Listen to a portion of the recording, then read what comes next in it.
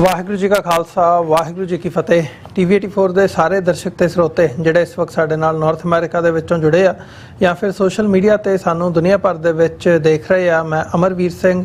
ਅੱਜ ਇਸ ਸੱਚੋ ਸੱਚ ਪ੍ਰੋਗਰਾਮ ਦੇ ਵਿੱਚ ਆਪ ਸਭ ਦਾ ਤਹਿ ਦਿਲੋਂ ਸਵਾਗਤ ਕਰਦਾ।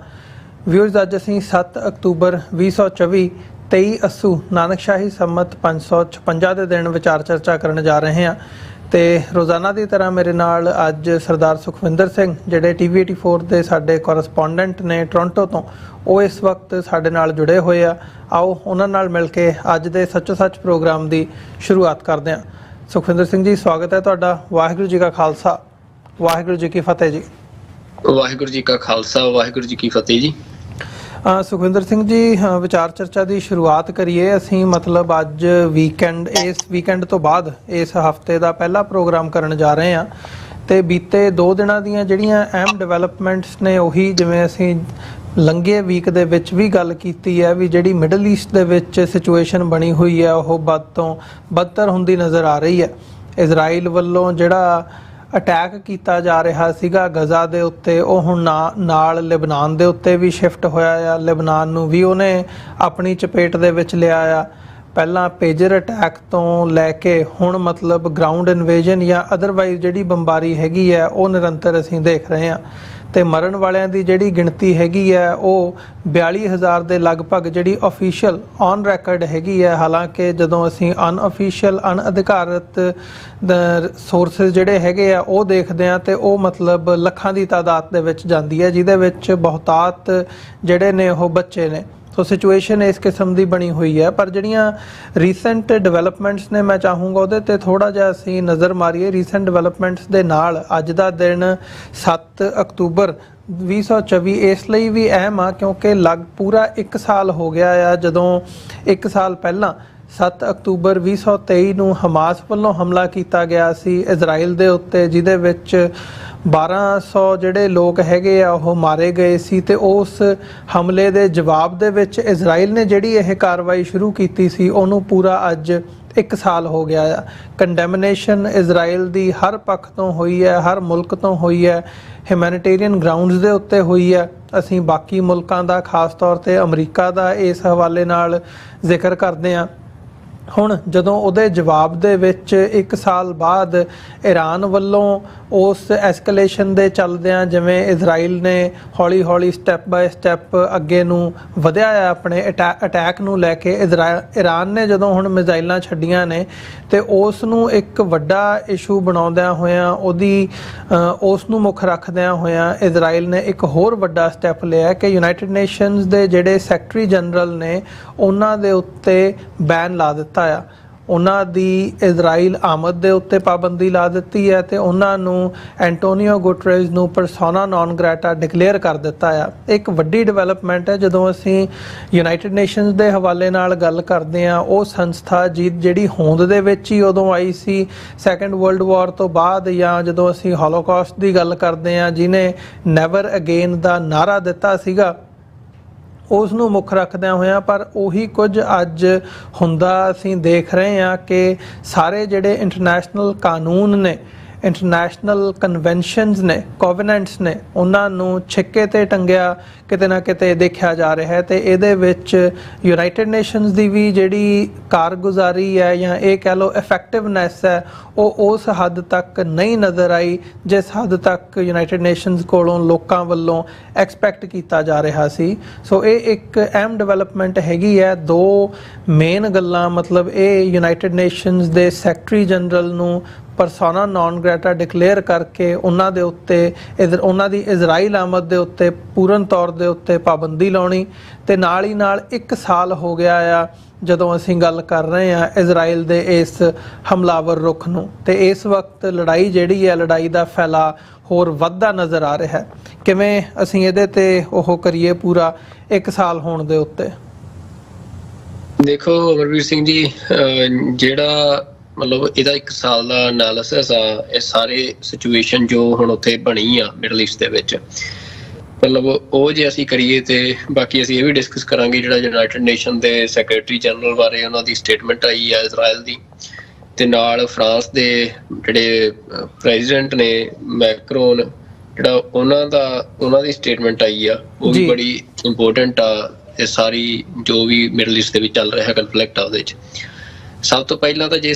ਇਸ ਅਟੈਕ ਦੀ ਗੱਲ ਕਰੀਏ ਤਾਂ ਇਸ ਅਟੈਕ ਤੋਂ ਪਹਿਲਾਂ ਅਮਰਵੀਰ ਸਿੰਘ ਜੀ ਜਿਹੜੀ ਸਿਚੁਏਸ਼ਨ ਸੀ ਉਹ ਇਹ ਸੀ ਕਿ ਇਜ਼ਰਾਈਲ ਜਿਹੜਾ ਆ ਉਹ ਲਗਾਤਾਰ ਜਿਹੜੀਆਂ ਆਪਣੀਆਂ ਸੈਟਲਮੈਂਟਸ ਨੇ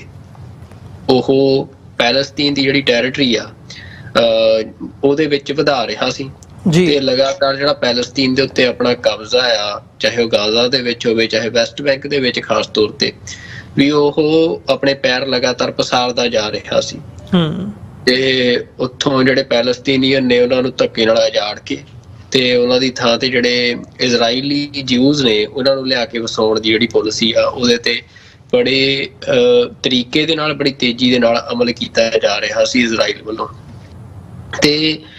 ਦੂਜੇ ਪਾਸੇ ਯੂਐਸ ਦੀ ਜਿਹੜੀ ਵਿਚੋਲਗੀ ਦੇ ਨਾਲ ਲੰਮੇ ਸਮੇਂ ਤੋਂ ਜਿਹੜਾ ਇੱਕ ਪਾੜਾ ਸੀ ਇਜ਼ਰਾਈਲ ਤੇ ਅਰਬ ਮੁਲਕਾਂ ਦੇ ਵਿਚਾਲੇ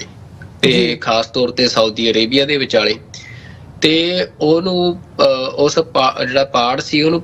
ਭਰਨ ਦੀ ਕੋਸ਼ਿਸ਼ ਹੋ ਰਹੀ ਸੀ ਤੇ ਪੀਸ ਟਾਕਸ ਦੀਆਂ ਗੱਲਾਂ ਹੋ ਰਹੀਆਂ ਸੀ ਤੇ ਇੱਕ ਜਿਹੜੀ ਗੱਲਬਾਤ ਆ ਕਾਫੀ ਸਿਰੇ ਪਹੁੰਚੀ ਵੀ ਸੀ ਜਿਹੜੀ ਸਾਊਦੀ ਅਰੇਬੀਆ ਤੇ ਇਜ਼ਰਾਈਲ ਦੇ ਦਰਮਿਆਨ ਆਪਸੀ ਸੰਬੰਧਾਂ ਦੀ ਆਪਸੀ ਆਵਾਜਾਈ ਵੀ ਖੁੱਲੀ ਸੀ ਤੇ ਜਿਹੜੇ ਲੀਡਰ ਨੇ ਉਹ ਵੀ ਜਿਹੜੀ ਕਿਉਂਕਿ ਇਜ਼ਰਾਈਲ ਅਰਬ ਜੰਗ ਆ ਜਿਹੜੀ ਉਸ ਤੋਂ ਬਾਅਦ ਕੋਈ ਸਬੰਧ ਇਸ ਤਰੀਕੇ ਦੇ ਨਹੀਂ ਸੀ ਰਹੇ ਇਹਨਾਂ ਮੁਲਕਾਂ ਦੇ ਦਰਮਿਆਨ, ਤਾਂ ਉਹ ਜਿਹੜੇ ਸਬੰਧ ਆ ਉਹ ਨੋਰਮਲ ਹੋਣ ਲੱਗੇ ਸੀ। ਪਰ ਜਿਹੜਾ ਹਮਾਸ ਦਾ ਅਟੈਕ ਹੋਇਆ ਉਹਨੇ ਇੱਕੋ ਦਮ ਉਸ ਅਟੈਕ ਤੋਂ ਬਾਅਦ ਜਿਹੋ ਜਿਹਾ ਰਿਸਪੌਂਸ ਇਜ਼ਰਾਈਲ ਦਾ ਰਿਹਾ ਤੇ ਜਿਹੜੀ ਇਹ ਕਨਫਲਿਕਟ ਜਿਹੜੀ ਆ ਉਹਦਾ ਪਸਾਰਾ ਹੋਇਆ ਤਾਂ ਉਹ ਤੋਂ ਬਾਅਦ ਅਮਰਵੀਰ ਸਿੰਘ ਜੀ ਇਹ ਤਾਂ ਵੱਡੀ ਸ਼ਿਫਟ ਆਈ ਕਿ ਜਿਹੜੀ ਉਹ ਪੀਸ ਡੀਲ ਬ੍ਰੋਕ ਕਰਨ ਦੀ ਗੱਲ ਹੋ ਰਹੀ ਸੀ ਯੂਐਸ ਵੱਲੋਂ ਉਸ ਖਿੱਤੇ ਦੇ ਵਿੱਚ ਤਾਂ ਉਹਦੇ ਵਿੱਚ ਕਿਉਂਕਿ ਉਸ ਪੀਸ ਡੀਲ ਦੇ ਵਿੱਚ ਅਰਬ ਤੇ ਇਜ਼ਰਾਈਲ ਵਾਲੇ ਆਪਸ ਚ ਗੱਲਬਾਤ ਕਰ ਰਹੇ ਸੀ ਪਰ ਜਿਹੜੀ ਪੈਲਸਤੀਨ ਦਾ ਇਸ਼ੂ ਸੀ ਉਹ ਉੱਥੇ ਹੀ ਇੱਕ ਪਾਸੇ ਤੇ ਸਾਈਡ ਲਾਈਨ ਹੋ ਰਿਹਾ ਸੀ ਪਰ ਇਸ ਅਟੈਕ ਤੋਂ ਬਾਅਦ ਜਿਹੜੀ ਇਹ ਜੰਗ ਮਗੀ ਆ ਉਹਦੇ ਨਾਲ ਇਹ ਹੋ ਗਿਆ ਕਿ ਉਹ ਜਿਹੜੀ ਪੀਸ ਟਾਕਸ ਨੇ ਸਾਰੀਆਂ ਅਰਬ ਸਾਊਦੀ ਅਰੇਬੀਆ ਤੇ ਇਜ਼ਰਾਈਲ ਦੇ ਦਰਮਿਆਨ ਉਹ ਸਾਰੀਆਂ ਡੀਟੇਲ ਹੋ ਗਈਆਂ ਤੇ ਜਿਹੜਾ ਫੇਰ ਦੁਬਾਰਾ ਤੋਂ ਜਿਹੜਾ ਸਾਰਾ ਫੋਕਸ ਆ ਮਿਡਲ ਈਸਟ ਦੇ ਵਿੱਚ ਉਹ ਪੈਲਸਤੀਨੀਅਨ ਸਟੇਟ ਦੀ ਫਾਰਮੇਸ਼ਨ ਦੇ ਉੱਤੇ ਆ ਗਿਆ ਤੇ ਇਹ ਇੱਕ ਵੱਡੀ ਤਬਦੀਲੀ। ਹਾਲਾਂਕਿ ਜੇ ਅਸੀਂ ਦੂਜੇ ਅੰਕੜੇ ਵਾਲੇ ਪਾਸੇ ਜਾਣਾ ਹੋਵੇ ਤਾਂ ਵੱਡੇ ਪੱਧਰ ਤੇ ਜਿਹੜੀਆਂ ਮੌਤਾਂ ਹੋਈਆਂ ਨੇ ਕਿਉਂਕਿ ਮਤਲਬ 250 ਦੇ ਕਰੀਬ ਸ਼ਾਇਦ ਜਾਂ ਕਿੰਨੀਆਂ ਮੈਂ ਹੁਣ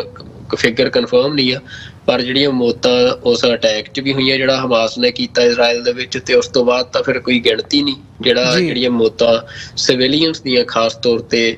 ਗਾਜ਼ਾ ਦੇ ਵਿੱਚ ਜਿਹੜੀਆਂ ਇਜ਼ਰਾਈਲੀ ਹਮਲਿਆਂ 'ਚ ਹੋਈਆਂ ਤੇ ਹੁਣ ਉਹ ਲੈਬਨਾਨ ਦੇ ਵਿੱਚ ਵੀ ਉਹਦਾ ਪਸਾਰਾ ਹੋ ਰਿਹਾ ਹੈ ਤੇ ਮਤਲਬ ਇਹ ਤਾਂ ਇੱਕ ਇਹਦਾ ਜਿਹੜਾ ਐਨਾਲਿਸਿਸ ਆ ਇਹ ਸਭ ਤੋਂ ਅਹਿਮ ਜਿਹੜਾ ਮੈਨੂੰ ਲੱਗਦਾ ਵੀ ਇੰਪੋਰਟੈਂਟ ਜਿਹੜੀ 1 ਸਾਲ ਦੇ ਵਿੱਚ ਇਸ ਜੰਗ ਦੇ ਵਿੱਚੋਂ ਚੀਜ਼ ਤਬਦੀਲ ਹੋਈ ਆ ਉਹ ਇਹ ਹੋਈ ਆ ਤੇ ਹੁਣ ਉਸੇ ਦੇ ਸੰਦਰਭ ਦੇ ਵਿੱਚ ਜੇ ਅਸੀਂ ਦੇਖਣਾ ਵੀ ਜਿਹੜੀ ਡਿਪਲੋਮੇਸੀ ਆ ਜਿੱਥੇ ਯੂਐਸ ਇੱਕ ਪਾਸੇ ਪੂਰੀ ਤਰ੍ਹਾਂ ਇਹ ਨਜ਼ਰ ਆ ਰਿਹਾ ਵੀ ਕਹਿਣ ਨੂੰ ਯੂਐਸ ਇਸ ਗੱਲ ਦੇ ਉੱਤੇ ਖੜਾ ਆ ਵੀ ਉਹ 2 ਸਟੇਟ ਸੋਲਿਊਸ਼ਨ ਦੀ ਵਕਾਲਤ ਕਰਦਾ ਉਸ ਖਿੱਤੇ ਦੇ ਵਿੱਚ ਤੇ ਜਿਹੜੀ ਪੈਲਸਤੀਨੀਅਨ ਸਟੇਟ ਆ ਉਹ ਤੋਂ ਉਹਨੂੰ ਡਿਨਾਈ ਨਹੀਂ ਕਰਦਾ ਪਰ ਜਿੰਨਾ ਅਸਲਾ ਬਰੂਦ ਆ ਇਜ਼ਰਾਈਲ ਨੂੰ ਜਾਂ ਜਿੰਨੀ ਸਪੋਰਟ ਉਹ ਯੂਐਸ ਜਿਹੜਾ ਆ ਇਸ ਟਾਈਮ ਫੁੱਲ ਫਲੈਸ਼ ਸਪੋਰਟ ਦੇ ਰਿਹਾ ਤੇ ਮਤਲਬ ਇਹ ਸਿਚੁਏਸ਼ਨ ਨਜ਼ਰ ਆ ਰਹੀ ਆ ਕਿ ਜਿਹੜੀ ਯੂਐਸ ਦੀ ਸਪੋਰਟ ਆ ਉਹ ਭਾਵੇਂ ਹਥਿਆਰਾਂ ਦੇ ਰੂਪ ਚ ਹੋਵੇ ਉਹ ਇਜ਼ਰਾਈਲ ਨੂੰ ਵੀ ਮਿਲ ਰਹੀ ਆ ਪਰ ਇਜ਼ਰਾਈਲ ਜਿਹੜੀਆਂ ਸਿਵਿਲੀਅਨ ਕੈਜ਼ੁਅਲਟੀਜ਼ ਕਰ ਰਿਹਾ ਜਿਵੇਂ ਅਟੈਕ ਕਰ ਰਿਹਾ ਵੀ ਉਹਦੇ ਚੋਂ ਯੂਐਸ ਦੀ ਕੋਈ ਵੀ ਗੱਲ ਸੁਣ ਨਹੀਂ ਰਿਹਾ ਤੇ ਇਹਦੇ ਚ ਸਾਰਾ ਮਤਲਬ ਜਿਹੜੇ ਐਨਾਲਿਸਟ ਨੇ ਉਹੀ ਗੱਲ ਕਹਿ ਰਹੇ ਆ ਕਿ ਯੂਐਸ ਜਿਹੜਾ ਆ ਉਹਦੀ ਪਾਲਿਸੀ ਮਿਡਲ ਈਸਟ ਦੇ ਵਿੱਚ ਫੇਲ ਹੁੰਦੀ ਜਾ ਰਹੀ ਆ ਤੇ ਯੂਐਸ ਨੂੰ ਕੋਈ ਜਿਹੜਾ ਫਾਇਦਾ ਆ ਇਸ ਸਾਰੇ ਜੰਗ ਦੇ ਵਿੱਚ ਉਹ ਹੁੰਦਾ ਨਜ਼ਰ ਨਹੀਂ ਆ ਰਿਹਾ ਤੇ ਇਹਦਾ ਇੱਕ ਇਹੀ ਇਸ਼ਾਰਾ ਅਸੀਂ ਇਹ ਵੀ ਦੇਖ ਸਕਦੇ ਹਾਂ ਕਿ ਹੁਣ ਇਜ਼ਰਾਈਲ ਨੇ ਜਿਵੇਂ UN ਦੇ ਜਿਹੜੇ ਸੈਕਟਰੀ ਜਨਰਲ ਨੇ ਉਹਨਾਂ ਦੇ ਉੱਤੇ ਬੈਨ ਲਾਇਆ ਤੇ ਉਸ ਤੋਂ ਬਾਅਦ ਜਿਹੜੇ ਫਰਾਂਸ ਦੇ ਪ੍ਰੈਜ਼ੀਡੈਂਟ ਨੇ ਮੈਕਰੋਨ ਉਹਨਾਂ ਨੇ ਕੰਡੈਮਨੇਸ਼ਨ ਕਰਦਾ ਇਜ਼ਰਾਈਲ ਦੇ ਅਟੈਕਸ ਦੀ ਸਿਵਿਲੀਅਨਸ ਦੇ ਉੱਤੇ ਤੇ ਜਿਹੜੀ ਵੈਪਨਰੀ ਆ ਫਰਾਂਸ ਵੱਲੋਂ ਤਾਂ ਹਰੇਕ ਤਰ੍ਹਾਂ ਦੀ ਜਿਹੜੀ ਵੈਪਨਰੀ ਸਪੋਰਟ ਆ ਉਹ ਬੰਦ ਕਰਨ ਦਾ ਐਲਾਨ ਕੀਤਾ ਤੇ ਹੋਰ ਮੁਲਕਾਂ ਨੂੰ ਵੀ ਇਹ ਗੱਲ ਕਹੀ ਆ ਕਿ ਉਹ ਜਿਹੜੀ ਇਹ ਸਪੋਰਟ ਆ ਇਹਨੂੰ ਬੰਦ ਕਰਨ ਤੇ ਉਹਦੇ ਉੱਤੇ ਉਹਦੀ ਕੰਡੈਮਨੇਸ਼ਨ ਵੀ ਆਈ ਹੈ ਨੇਤਨਯਾਹੂ ਵੱਲੋਂ। ਨੇਤਨਯਾਹੂ ਦਾ ਵੀ ਉਹਦੇ ਤੇ ਮੋੜਵਾਂ ਜਵਾਬ ਆਇਆ ਪਰ ਅਲਟੀਮੇਟਲੀ ਇਹ ਤਾਂ ਹੈ ਕਿ ਯੂਰਪ ਦੇ ਵਿੱਚ ਇਹ ਕਨਫਲਿਕਟ ਸ਼ੁਰੂ ਹੋਣ ਤੋਂ ਹੀ ਇਹ ਦੇਖਣ 'ਚ ਆ ਰਿਹਾ ਸੀ ਕਿ ਯੂਰਪ ਦੇ ਵਿੱਚ ਜਿਹੜਾ ਪੈਲਸਤੀਨੀਅਨ ਸਟੇਟ ਦੀ ਸਪੋਰਟ ਆ ਵੱਡੇ ਪੱਧਰ ਤੇ ਮੁਲਕਾਂ ਦੀਆਂ ਸਰਕਾਰਾਂ ਵੱਲੋਂ ਵੀ ਤੇ ਜਿਹੜੇ ਮਾਸਿਸ ਨੇ ਯੂਰਪ ਦੇ ਪੋਪੂਲੇਸ਼ਨ ਆ ਉਹਦੇ ਵੱਲੋਂ ਵੀ ਇਹ ਨਜ਼ਰ ਆ ਰਹੀ ਸੀ। ਪਰ ਹੁਣ ਫਰਾਂਸ ਇੱਕ ਵੱਡਾ ਮੁਲਕ ਆ ਤੇ US ਬਲੋਕ ਦਾ ਵੀ ਹਿੱਸਾ ਆ,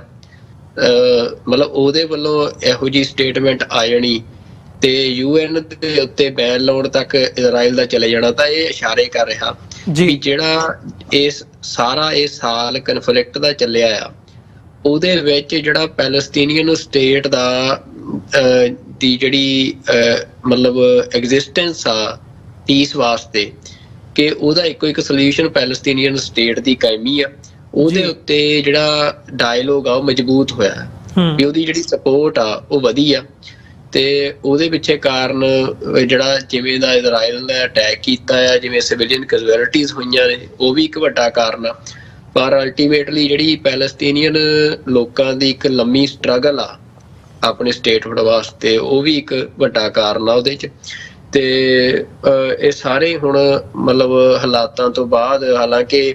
ਕੁਛ ਨਹੀਂ ਪਤਾ ਕਿ ਇਹ ਕਿੱਧਰ ਨੂੰ ਜਿਹੜਾ ਜੰਗ ਆ ਉਹਦਾ ਰੁਖ ਜਾਣਾ ਆ, ਕਿਉਂਕਿ ਹੁਣ ਕਈ ਜਿਹੜੇ ਮੁਲਕ ਨੇ ਉਹਦੇ 'ਚ ਡਾਇਰੈਕਟਲੀ ਇਨਵੋਲਡ ਹੋ ਚੁੱਕੇ ਆ। ਜਿਵੇਂ ਤੁਸੀਂ ਗੱਲ ਕੀਤੀ, ਇਰਾਨ ਡਾਇਰੈਕਟਲੀ ਇਨਵੋਲਡ ਹੋ ਗਿਆ ਹੁਣ ਇਜ਼ਰਾਈਲ ਦੇ ਉੱਤੇ ਅਟੈਕ ਕਰਕੇ, ਤੇ ਇਜ਼ਰਾਈਲ ਦੇ ਜਿਹੜਾ ਰਿਸਪੌਂਸ ਆ ਉਹ ਕਿਹੋ ਜਿਹਾ ਆਉਂਦਾ ਆ ਉਹਦੇ ਤੇ ਹੁਣ ਸਾਰੀ ਦੁਨੀਆ ਦੀ ਨਿਗਾਹ ਆ। ਜਿਹੜਾ ਸਿੱਧਾ ਇਰਾਨ ਦੇ ਉੱਤੇ ਕੋਈ ਅਟੈਕ ਹੁੰਦਾ ਆ ਤੇ ਪਰ ਇਹ ਜ਼ਰੂਰ ਆ ਕਿ ਜਿਹੜਾ ਮਤਲਬ ਜਿਹੜੀ ਸਿਚੁਏਸ਼ਨ 7 ਅਕਤੂਬਰ 2023 ਤੋਂ ਪਹਿਲਾਂ ਮਿਡਲ ਈਸਟ ਦੇ ਵਿੱਚ ਬਣ ਰਹੀ ਸੀ ਕਿ ਜਿਹੜਾ ਪੈਲਸਟੀਨੀਅਨ ਕੋਜ਼ ਆ ਉਹਨੂੰ ਸਾਈਡਲਾਈਨ ਕਰਕੇ ਤੇ ਜਿਹੜੇ ਅਰਬ ਤੇ ਜਿਹੜੀ ਇਜ਼ਰਾਈਲ ਸਟੇਟ ਆ ਉਹਦੇ ਦਰਮਿਆਨ ਪੀਸ ਦੀ ਗੱਲ ਹੋ ਰਹੀ ਸੀ, ਉਹ ਹੁਣ ਬਿਲਕੁਲ ਮਨਫੀ ਹੋ ਚੁੱਕੀ ਆ। ਤੇ ਹੁਣ ਜਿਹੜੇ ਅਰਬ ਸਾਊਦੀ ਅਰੇਬੀਆ ਆ ਉਹ ਵੀ ਇਸ ਪੋਜੀਸ਼ਨ ਤੇ ਆ ਕਿ ਕਿਉਂਕਿ ਸਾਊਦੀ ਅਰੇਬੀਆ ਤੇ ਇਰਾਨ ਇਹ ਆਪਸ ਦੇ ਵਿੱਚ ਇੱਕ ਦੂਜੇ ਦੇ ਨਾਲ ਅਸੀਂ ਕਹਿ ਸਕਦੇ ਹਾਂ ਕਿ ਮਤਲਬ ਕਾਊਂਟਰ ਵੇਟ ਨੇ ਇੱਕ ਦੂਜੇ ਦੇ ਉਸ ਖਿੱਤੇ ਦੇ ਵਿੱਚ ਜੀ। ਤੇ ਸਾਊਦੀ ਅਰੇਬੀਆ ਇਸ ਗੱਲ ਦੇ ਉੱਤੇ ਹੁਣ ਖੜਾ ਆ ਕਿ ਜੇ ਇਰਾਨ ਦੀ ਜਿਹੜੀ ਸਪੋਰਟ, ਕਿਉਂਕਿ ਜਿੰਨਾ ਟਾਈਮ ਦੇਖੋ ਜਿਹੜਾ ਪੈਲਸਤੀਨੀਅਨ ਲੜ ਰਹੇ ਆ ਜਦੋਂ ਇਜ਼ਰਾਈਲ ਦੇ ਖਿਲਾਫ, ਤਾਂ ਇੱਕ ਮੁਸਲਿਮ ਯੂਨਿਟੀ ਜਿਹੜੀ ਆ ਉਸ ਸਟਰਗਲ ਦੇ ਪਿੱਛੇ ਖੜੀ ਹੋ ਰਹੀ ਆ ਜੀ। ਤੇ ਉਹਦੇ ਵਿੱਚ ਇਰਾਨ ਜਿਹੜਾ ਆ ਉਹ ਕਿਤੇ ਨਾ ਕਿਤੇ ਲੀਡ ਲੈ ਰਿਹਾ ਜਿਹੜੇ ਸਾਊਦੀ ਅਰੇਬੀਆ ਦੇ ਨਾਲੋਂ, ਸਾਰੇ ਅਰੇਬੀਅਨ ਬਲੋਕ ਦੇ ਵਿੱਚ। ਤੇ ਸਾਊਦੀ ਅਰੇਬੀਆ ਨੂੰ ਇਹ ਲੱਗਦਾ ਵੀ ਇਹਦਾ ਜਿਹੜਾ ਸੋਲੂਸ਼ਨ ਇਹੀ ਆ ਵੀ ਜੇ ਪੈਲਸਤੀਨੀਅਨ ਸਟੇਟ ਜਿਹੜੀ ਆ ਫਾਰਮ ਹੁੰਦੀ ਆ, ਇਹ ਜਿਹੜਾ ਕਲੈਸ਼ ਆ ਜਾਂ ਟਕਰਾਅ ਆ ਇਹ ਖਤਮ ਹੁੰਦਾ ਆ, ਤੇ ਜਿਹੜੀ ਇਰਾਨ ਦੀ ਪ੍ਰੋਕਸੀ ਆ ਉਹ ਖਤਮ ਹੁੰਦੀ ਆ, ਫਿਰ ਜਿਹੜਾ ਇਰਾਨ ਦਾ ਪ੍ਰਭਾਵ ਵੱਧ ਰਿਹਾ ਆ ਉਹਨੂੰ ਰੋਕਿਆ ਜਾ ਸਕਦਾ ਆ। ਤਾਂ ਇਸ ਕਰਕੇ ਇਰਾਨ ਦੇ ਪ੍ਰਭਾਵ ਨੂੰ ਜਿਹੜੀ ਮੁਸਲਿਮ ਸਾਰੀ ਅਰਬ ਦੀ ਸੁਸਾਇਟੀ ਆ ਉਹਦੇ ਵਿੱਚ ਰੋਕਣ ਲਈ ਵੀ ਜਿਹੜੇ ਸਾਊਦੀ ਅਰੇਬੀਆ ਜਾਂ ਇਹ ਮੁਲਕ ਨੇ ਸਾਰੇ ਅਰਬ ਬਲੋਕ ਦੇ ਸਾਊਦੀ ਅਰੇਬੀਆ ਦੇ ਨਾਲ, ਉਹ ਹੁਣ ਇਸ ਗੱਲ ਦੇ ਉੱਤੇ ਆਏ ਆ ਕਿ ਅਲਟੀਮੇਟਲੀ ਜਿਹੜਾ ਇਹਦਾ ਰੈਜ਼ੋਲੂਸ਼ਨ ਆ ਇਹ ਪੈਲਸਤੀਨੀਅਨ ਸਟੇਟ ਦੀ ਫਾਰਮੇਸ਼ਨ ਦੇ ਨਾਲ ਕੀਤਾ ਜਾਵੇ। ਇਹ ਉਹਨਾਂ ਦੇ ਵੀ ਪੱਖ 'ਚ ਜਾਂਦਾ। ਤਾਂ ਅਸੀਂ ਇਹ ਕਹਿ ਸਕਦੇ ਹਾਂ ਅਮਰਵੀਰ ਸਿੰਘ ਜੀ ਕਿ ਜਿਹੜਾ ਪੈਲਸਤੀਨੀਅਨ ਸਟੇਟ ਦਾ ਭਾਵੇਂ ਕਿ ਉਹਨਾਂ ਦਾ ਨੁਕਸਾਨ ਬਹੁਤ ਜ਼ਿਆਦਾ ਹੋਇਆ, ਬਹੁਤ ਲੋਕਾਂ ਦੀਆਂ ਜਾਨਾਂ ਗਈਆਂ ਨੇ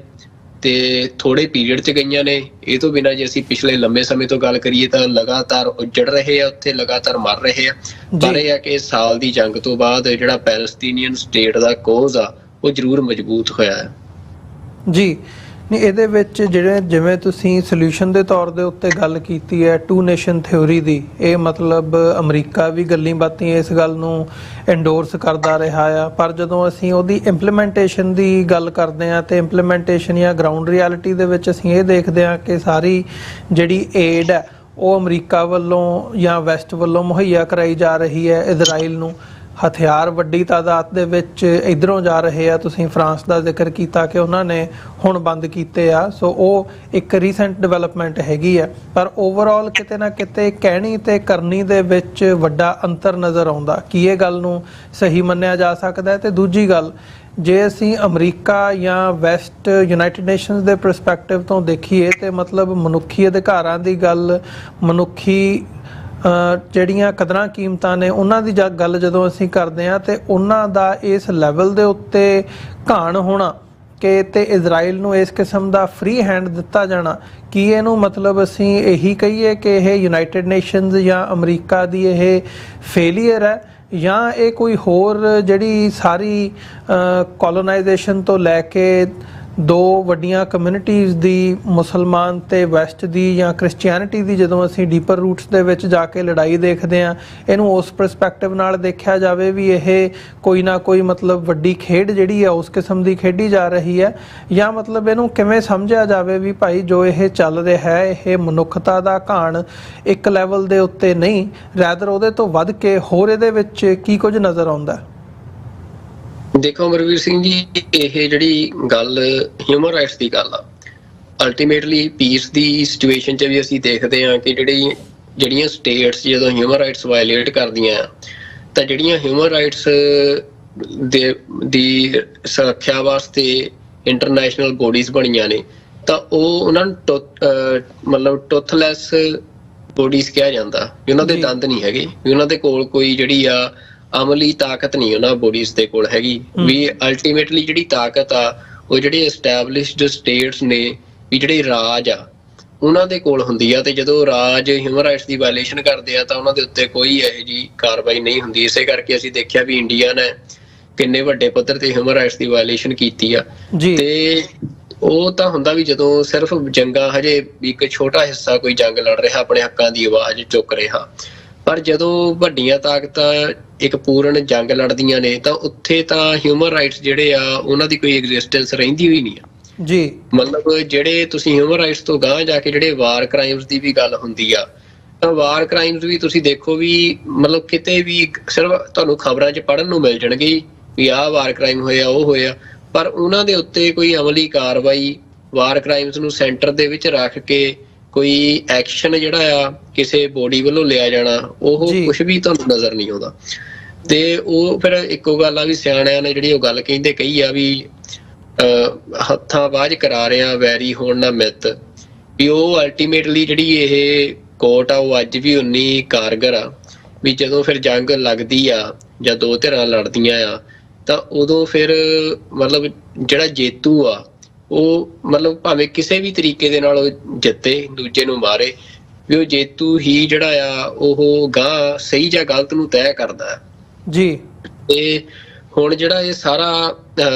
ਮਤਲਬ ਤੁਸੀਂ ਗੱਲ ਕੀਤੀ ਵੀ ਟੂ ਨੇਸ਼ਨ ਥਿਓਰੀ ਦੀ ਗੱਲ ਅਮਰੀਕਾ ਵੀ ਕਰਦਾ ਜਾਂ ਹੋਰ ਮੁਲਕ ਵੀ ਕਰਦੇ ਆ, ਪਰ ਉਹਦੇ ਲਈ ਕੋਈ ਅਮਲੀ ਜਿਹੜਾ ਪ੍ਰੋਗਰਾਮ ਆ ਉਹ ਨਜ਼ਰ ਨਹੀਂ ਆਉਂਦਾ। ਤੇ ਉਹਦੇ 'ਚ ਇੱਕ ਗੱਲ ਮੈਂ ਤੁਹਾਨੂੰ ਮੈਂ ਗੱਲ ਕਹੀ ਵੀ ਜਿਹੜਾ ਅਲਟੀਮੇਟਲੀ ਕੀ ਆ ਵੀ ਪਿਛਲੇ ਕਈ ਦਹਾਕਿਆਂ ਤੋਂ ਇਹੀ ਗੱਲ ਚੱਲ ਰਹੀ ਆ, ਪੈਲਸਤੀਨ ਦੇ ਸਾਰੇ ਕਨਫਲਿਕਟ ਦਾ ਕਾਰਨ ਇਹ ਆ ਵੀ ਉੱਥੇ ਦੁਨੀਆ ਇਹ ਗੱਲ ਮੰਨਦੀ ਆ ਵੀ ਟੂ ਨੇਸ਼ਨ ਜਿਹੜੀ ਥਿਓਰੀ ਆ ਉਹ ਇੱਕ ਸੋਲਿਊਸ਼ਨ ਆ ਜੀ। ਹੁਣ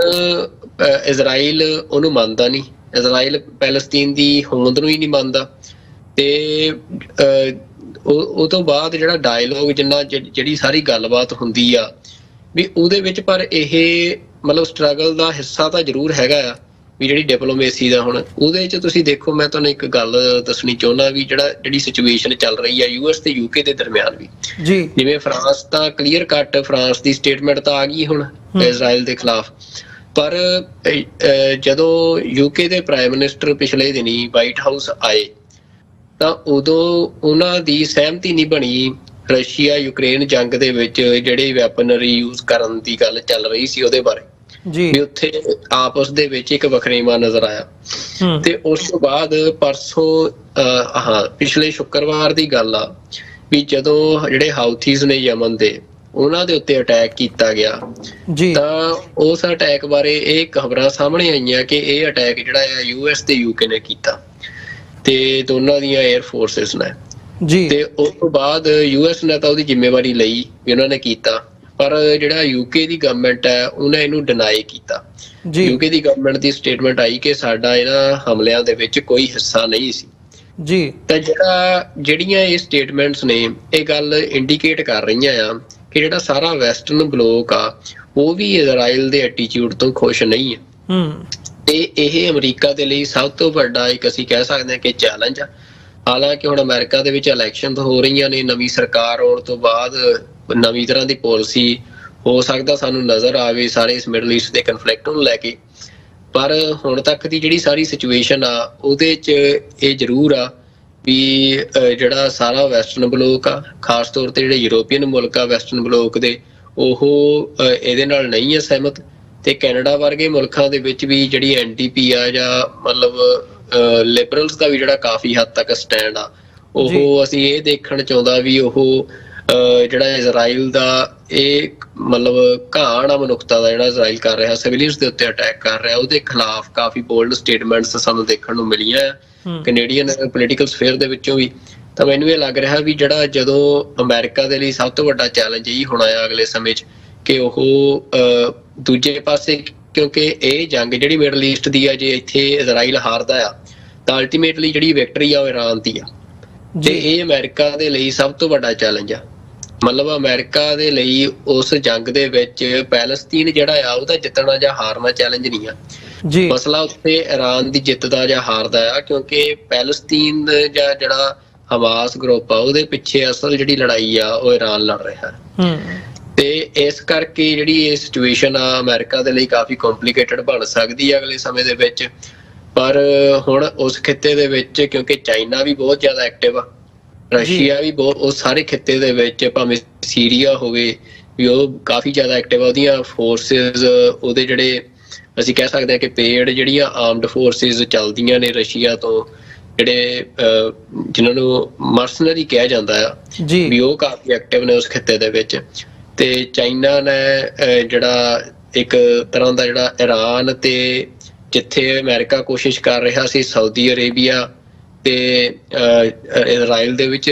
ਗੱਲਬਾਤ ਪੀਸ ਕਰਾਉਣ ਦੀ, ਤੇ ਚਾਈਨਾ ਨੇ ਜਿਹੜਾ ਕਾਫੀ ਹੱਦ ਤੱਕ ਇਰਾਨ ਤੇ ਸਾਊਦੀ ਅਰੇਬੀਆ ਨੂੰ ਇਕੱਠੇ ਟੇਬਲ ਤੇ ਬਿਠਾਇਆ ਆ ਤੇ ਬਿਠਾਉਣ 'ਚ ਕਾਮਯਾਬ ਰਹੇ ਆ ਉਹ। ਤੇ ਇਹ ਸਾਰੀ ਸਿਚੁਏਸ਼ਨ ਦੇ ਵਿੱਚ ਜਿੱਥੇ ਮੁਸਲਿਮ ਇਮੋਸ਼ਨਸ ਦਾ ਉਭਾਰ ਹੋ ਰਿਹਾ ਤਾਂ ਉਹਦੇ 'ਚ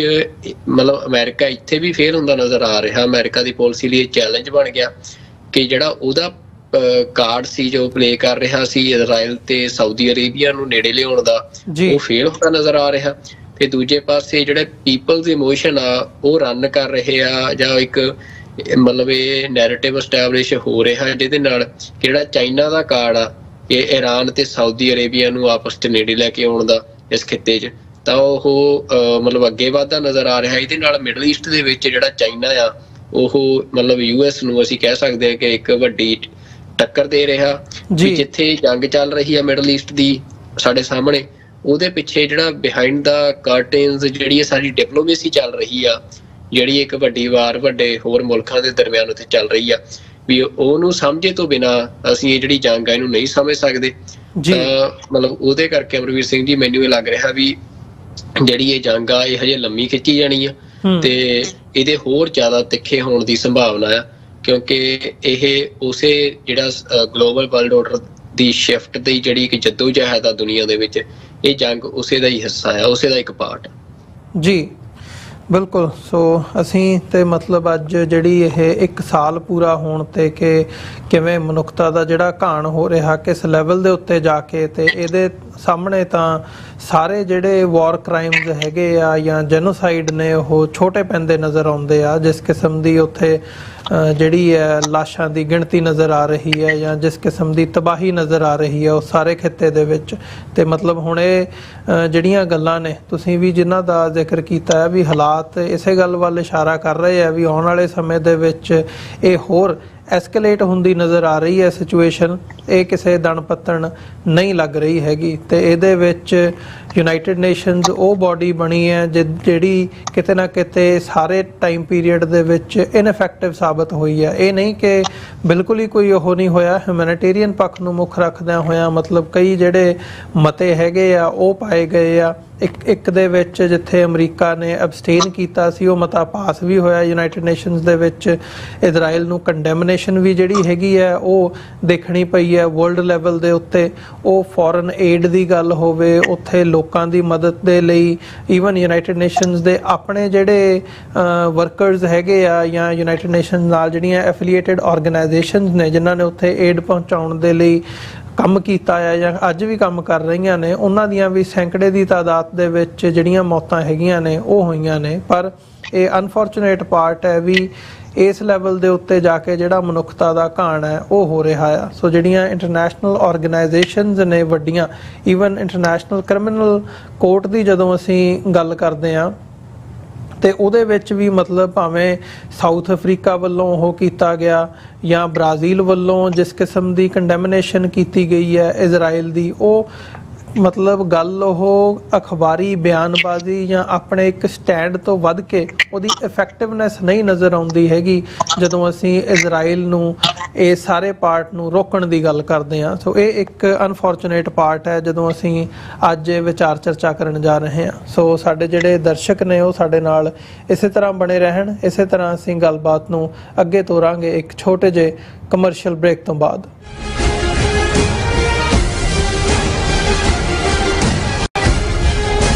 ਅਮਰੀਕਾ ਵਿੱਚ ਰਹਿ ਰਹੇ ਹੋ ਅਤੇ ਡਰਾਈਵਿੰਗ ਲਾਇਸੈਂਸ ਲੈਣਾ ਚਾਹੁੰਦੇ ਹੋ ਤੇ ਲੱਭ ਰਹੇ ਹੋ ਇੱਕ ਤਜਰਬੇਕਾਰ ਡਰਾਈਵਿੰਗ ਸਕੂਲ, ਤਾਂ ਤੁਹਾਡੇ ਲਈ ਹੈ ਵੱਡੀ ਖੁਸ਼ਖਬਰੀ। ਕੈਲੀਫੋਰਨੀਆ ਦਾ ਸਟਾਕਟਨ ਟਰੱਕ ਡਰਾਈਵਿੰਗ ਸਕੂਲ ਤੁਹਾਨੂੰ ਦੇਵੇਗਾ ਡਰਾਈਵਿੰਗ ਸਿਖਲਾਈ ਅਤੇ ਡਰਾਈਵਿੰਗ ਦੌਰਾਨ ਪੇਸ਼ ਆਉਂਦੀਆਂ ਮੁਸ਼ਕਲਾਂ ਨਾਲ ਨਜਿੱਠਣ ਦੀ ਸਿਖਲਾਈ।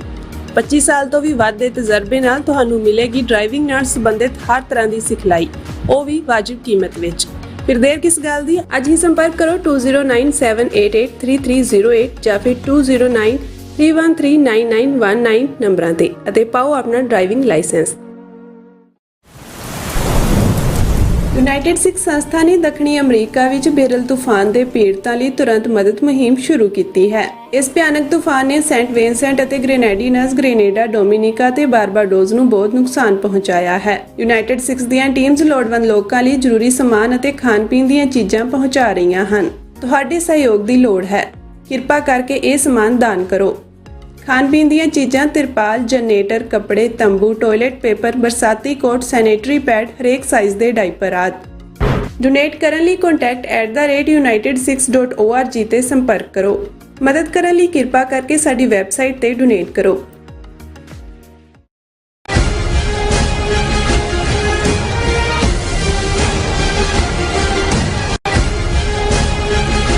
ਵਿਊਅਰਸ, ਬ੍ਰੇਕ ਤੋਂ ਬਾਅਦ ਤੁਹਾਡਾ ਸਾਰਿਆਂ ਦਾ ਸਵਾਗਤ ਹੈ। ਗੱਲਬਾਤ ਨੂੰ ਅੱਗੇ ਤੋਰਦੇ ਹਾਂ।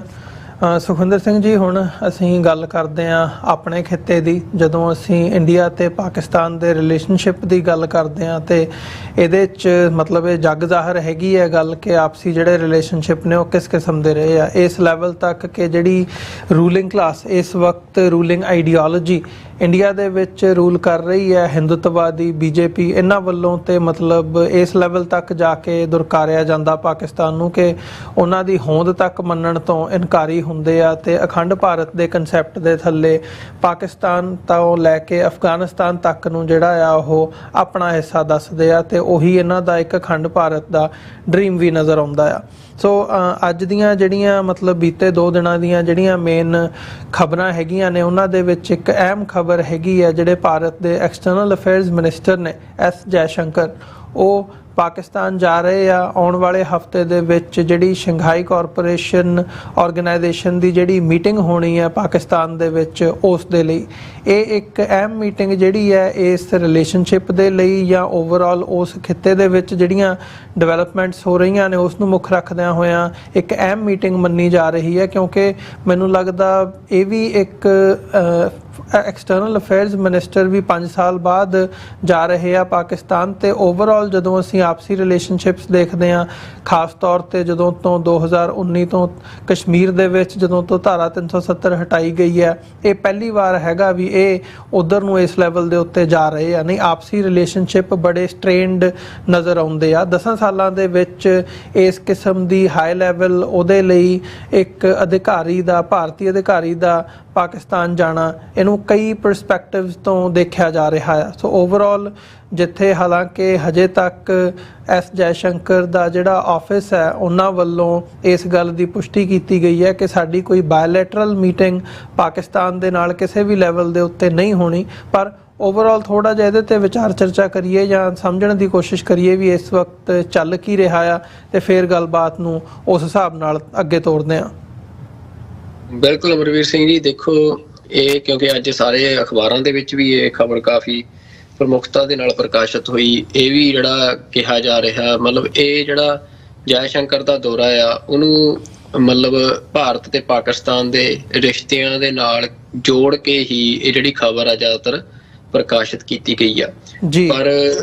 ਆਪਣੇ ਦਰਸ਼ਕਾਂ ਨੂੰ ਅਸੀਂ ਦੱਸਣਾ ਚਾਹੁੰਦੇ ਹਾਂ ਕਿ ਇਹ ਜਿਹੜਾ ਦੌਰਾ ਆ ਜੈਸ਼ੰਕਰ ਦਾ, ਉਹਦਾ ਭਾਰਤ ਤੇ ਪਾਕਿਸਤਾਨ ਦੇ ਰਿਸ਼ਤਿਆਂ ਦੇ ਨਾਲ ਕੋਈ ਬਹੁਤਾ ਮੈਨੂੰ ਲੱਗਦਾ ਬਿਲਕੁਲ ਵੀ ਕਹਿ ਸਕਦੇ ਹਾਂ, ਜਾਂ ਫਿਰ ਬਹੁਤਾ ਕਹਿ ਲਈਏ ਕੋਈ ਸੰਬੰਧ ਨਹੀਂ ਆ ਜੀ ਜਿਹੜਾ ਇਹ ਦੌਰਾ, ਕਿਉਂਕਿ ਇਹ ਸ਼ੰਘਾਈ ਕੋਆਪਰੇਸ਼ਨ ਆਰਗੇਨਾਈਜੇਸ਼ਨ ਜਿਹੜੀ ਹੈਗੀ ਆ, ਇਹ ਬੇਸਿਕਲੀ ਜਿਹੜਾ ਰਸ਼ੀਆ ਤੇ ਚਾਈਨਾ ਦਾ ਇੱਕ ਮਤਲਬ ਉਹਨਾਂ ਦੇ ਦਿਮਾਗ ਦੀ ਉਪਜ ਆ ਜੀ ਇਹਨਾਂ ਦੋਨਾਂ ਮੁਲਕਾਂ ਦੇ, ਤੇ ਇਹ ਉਸੇ ਮਤਲਬ ਜਿਹੜਾ ਏਸ਼ੀਆ ਦੇ ਵਿੱਚ ਖਾਸ ਤੌਰ ਤੇ ਜਿਹੜਾ ਫੋਕਸ ਆ ਉਹ ਸੈਂਟਰਲ ਏਸ਼ੀਆ ਜਿਹੜਾ ਆ, ਵੀ ਇਸ ਸਾਰੇ ਖਿੱਤੇ ਦੇ ਵਿੱਚ ਰਸ਼ੀਆ ਤੇ ਚਾਈਨਾ ਜਿਹੜਾ ਯੂਐਸ ਦਾ ਪ੍ਰਭਾਵ ਜਾਂ ਵੈਸਟਰਨ ਬਲੋਕ ਦਾ ਪ੍ਰਭਾਵ ਘੱਟ ਕਰਕੇ ਤੇ ਆਪਣਾ ਪ੍ਰਭਾਵ ਵਧਾਉਣ ਲਈ ਉਹਨਾਂ ਨੇ ਇਹ ਜਿਹੜਾ ਸਾਰਾ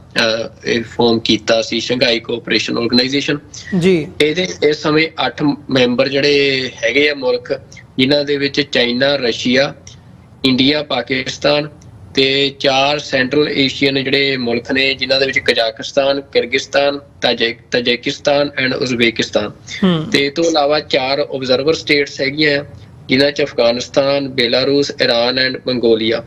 ਮੈਂ ਕਿਉਂਕਿ ਕਈ ਥਾਵਾਂ ਤੇ ਪੜ੍ਹਿਆ ਤਾਂ ਈਰਾਨ ਵੀ ਮੈਨੂੰ ਇਹ ਪੜ੍ਹਨ ਨੂੰ ਮਿਲਿਆ ਸੀ ਕਿ ਇਹਦਾ ਪਰਮਾਨੈਂਟ ਮੈਂਬਰ ਆ, ਪਰ ਕਈ ਥਾਵਾਂ ਤੇ ਉਹਨੂੰ ਓਬਜ਼ਰਵਰ ਮੈਂਬਰ ਲਿਖਿਆ। ਚਲੋ ਉਹ ਗੱਲ ਗਾਂਹ ਦੀ ਆ,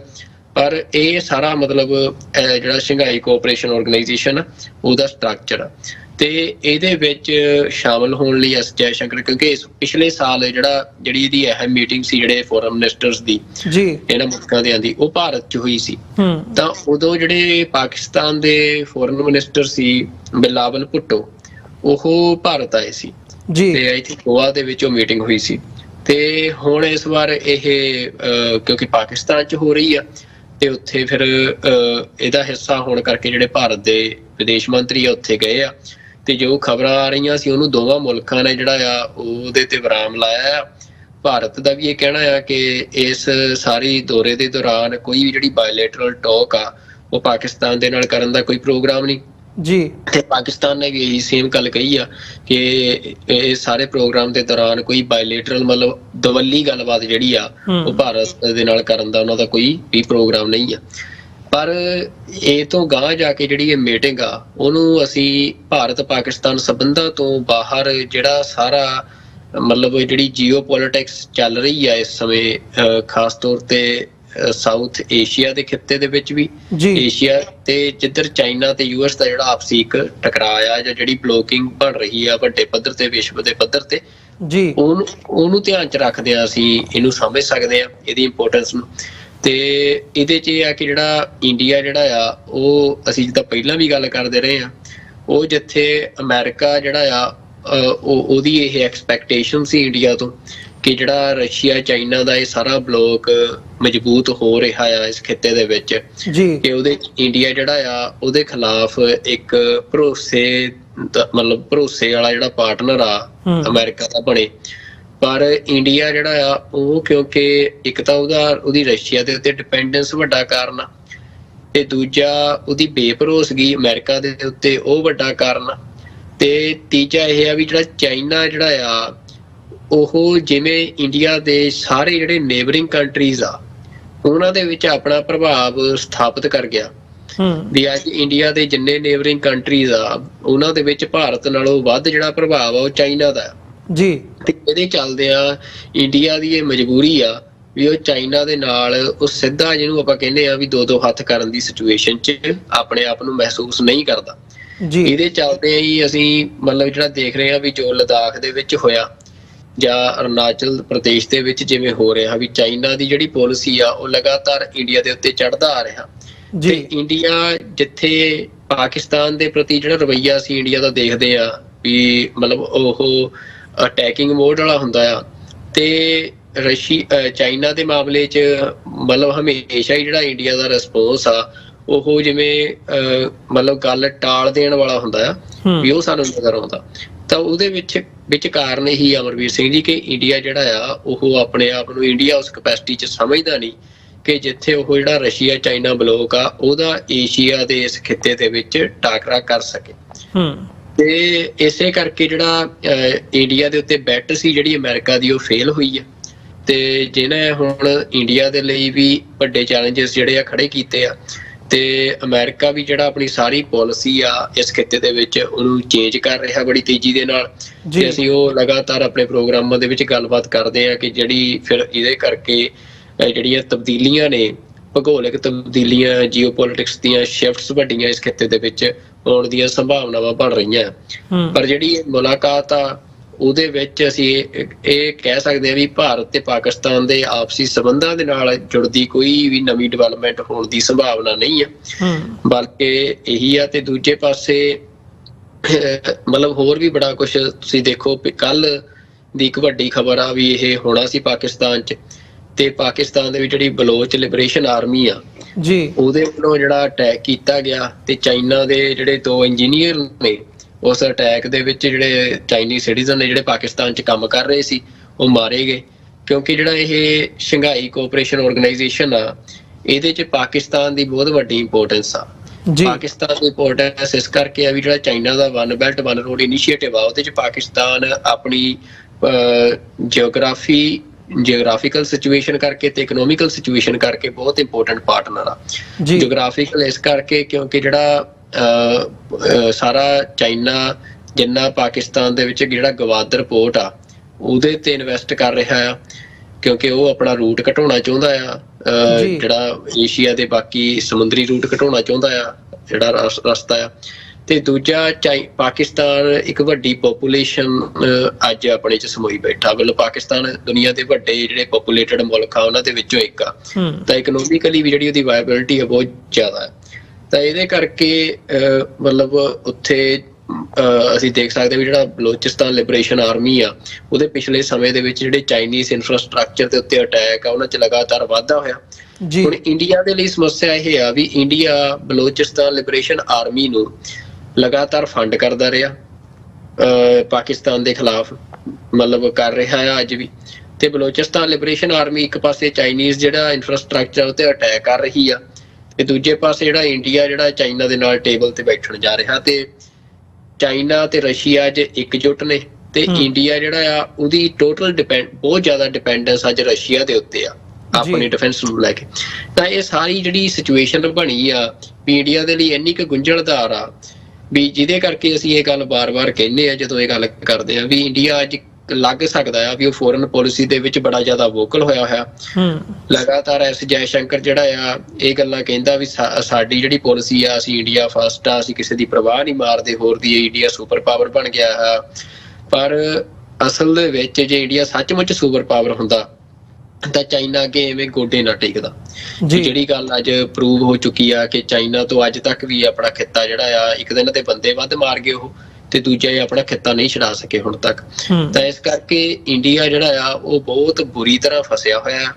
ਤੇ ਇੰਡੀਆ ਦੇ ਉੱਤੇ ਜਿਹੜੀ ਬੈਟ ਸੀ ਅਮਰੀਕਾ ਦੀ ਉਹ ਫੇਲ ਹੋਈ ਆ। ਤਾਂ ਇਸ ਕਰਕੇ ਹੁਣ ਇਸ ਖਿੱਤੇ ਦੇ ਵਿੱਚ ਇੰਡੀਆ ਦੀ ਜਿਹੜੀ ਮਤਲਬ ਤੁਹਾਡੀ ਐਗਜ਼ਿਸਟੈਂਸ ਦੇ ਜਿਹੜੇ ਕਾਰਨ ਹੁੰਦੇ ਆ ਵੀ ਉਹ ਕਾਰਨ ਕੁਐਸਚਨੇਬਲ ਹੋ ਗਏ ਆ ਵੀ ਕੀ ਤੁਸੀਂ ਮਤਲਬ ਤੁਹਾਡੀ ਐਗਜ਼ਿਸਟੈਂਸ ਜਿਹੜੀ ਆ ਵੀ ਉਹ ਜਿਨ੍ਹਾਂ ਕਾਰਨਾਂ ਕਰਕੇ ਵਰਲਡ ਪੋਲਿਟਿਕਸ ਦੇ ਰਿਲੇਟਿਵਲੀ ਉਹ ਰਹਿਣੀ ਚਾਹੀਦੀ ਆ ਵੀ ਤੁਸੀਂ ਕੀ ਉਹਨਾਂ 'ਚ ਪੂਰੇ ਉਤਰ ਰਹੇ ਹੋ। ਤਾਂ ਇੰਡੀਆ ਕਿਤੇ ਨਾ ਕਿਤੇ ਉਹਦੇ 'ਚ ਫੇਲ ਹੋਇਆ, ਤੇ ਇਸ ਕਰਕੇ ਇਹ ਤਾਂ ਜਿਹੜਾ ਸ਼ੰਘਾਈ ਕੋਆਪਰੇਸ਼ਨ ਆਰਗੇਨਾਈਜੇਸ਼ਨ ਆ ਇਹਦੇ 'ਚ ਇੰਡੀਆ ਦੇ ਵੈਸੇ ਕੁਛ ਇੰਡੀਆ ਦੇ ਲਈ ਹੈ ਨਹੀਂ ਸਾਰੀ ਮੀਟਿੰਗ 'ਚ, ਮਤਲਬ ਆਉਣਾ ਜਾਣਾ ਹੀ ਐਸ ਜੈ ਸ਼ੰਕਰ ਦਾ ਗੇੜਾ ਹੀ ਵੱਜਣਾ ਆ ਉਹਦਾ। ਪਰ ਅਲਟੀਮੇਟਲੀ ਇਹ ਜ਼ਰੂਰ ਆ ਕਿ ਇੰਡੀਆ ਇਸ ਸਮੇਂ ਬੜੀ ਗੁੰਝਲਦਾਰ ਸਥਿਤੀ ਦੇ ਵਿੱਚ ਆਪਣੀ ਫੋਰਨ ਪਾਲਿਸੀ ਨੂੰ ਲੈ ਕੇ ਫਸਿਆ ਹੋਇਆ। ਤੇ ਜਿਹੜਾ ਇੰਡੀਆ ਦਾ ਭਵਿੱਖ ਆ ਉਹ ਮਤਲਬ ਭਾਰਤ ਦੇ ਨਾਗਰਿਕਾਂ ਦੇ ਲਈ ਵੀ ਅਸੀਂ ਚਲੋ ਸਾਨੂੰ ਸੁਣਦੇ ਹੁੰਦੇ ਆ ਕੁਛ ਵੀ ਉਹਨਾਂ ਦੇ ਲਈ ਇਹ ਸਮਝਣ ਵਾਲੀ ਗੱਲ ਆ। ਕੁਛ ਇੰਡੀਆ ਦੇ ਜਿਹੜੇ ਆਪਣੇ ਕਮੈਂਟੇਟਰ ਹੈਗੇ ਆ ਜੀਓਪੋਲਿਟਿਕਸ ਦੇ ਮਾਰ ਉਹ ਵੀ ਇਹ ਗੱਲਾਂ ਕਰਨ ਲੱਗੇ ਆ ਕਿ ਜਿਹੜੀ ਇਹ ਗਵਰਨਮੈਂਟ ਦੀ ਪਾਲਿਸੀ ਰਹੀ ਆ ਪਿਛਲੇ 10 ਸਾਲਾਂ ਦੀ ਉਹਨੇ ਟੋਟਲੀ ਇੰਡੀਆ ਨੂੰ ਜਿਹੜਾ ਆ ਇਸ ਗੁੰਝਲਦਾਰ ਸਥਿਤੀ 'ਚ ਫਸਾਤਾ ਆ ਵੀ ਜਿੱਥੋਂ ਨਿਕਲਣਾ ਹੁਣ ਮੁਸ਼ਕਿਲ ਲੱਗ ਰਿਹਾ ਸਾਰਿਆਂ ਨੂੰ। ਤੇ ਮਤਲਬ ਅਸੀਂ ਵੀ ਇਹ ਗੱਲ ਕਹਿੰਦੇ ਆ ਵੀ ਜਿਹੜੇ ਫਿਰ ਭਾਰਤੀ ਰਾਸ਼ਟਰਵਾਦੀ ਨੇ ਵੀ ਉਹਨਾਂ ਦੇ ਲਈ ਜਿਹੜਾ ਸਮਾਂ ਆ ਵੀ ਉਹਨਾਂ ਦੇ ਦਿਲ ਸਹਿ ਸਕਣਗੇ ਕਿ ਨਹੀਂ ਸਹਿ ਸਕਣਗੇ ਅਸੀਂ ਨਹੀਂ ਜਾਣਦੇ, ਪਰ ਜਿਹੜਾ ਅਗਲਾ ਸਮਾਂ ਉਹਨਾਂ ਦੇ ਲਈ ਉਹ ਬੜਾ ਭਾਰੀ ਹੈ। ਜੀ ਬਿਲਕੁਲ।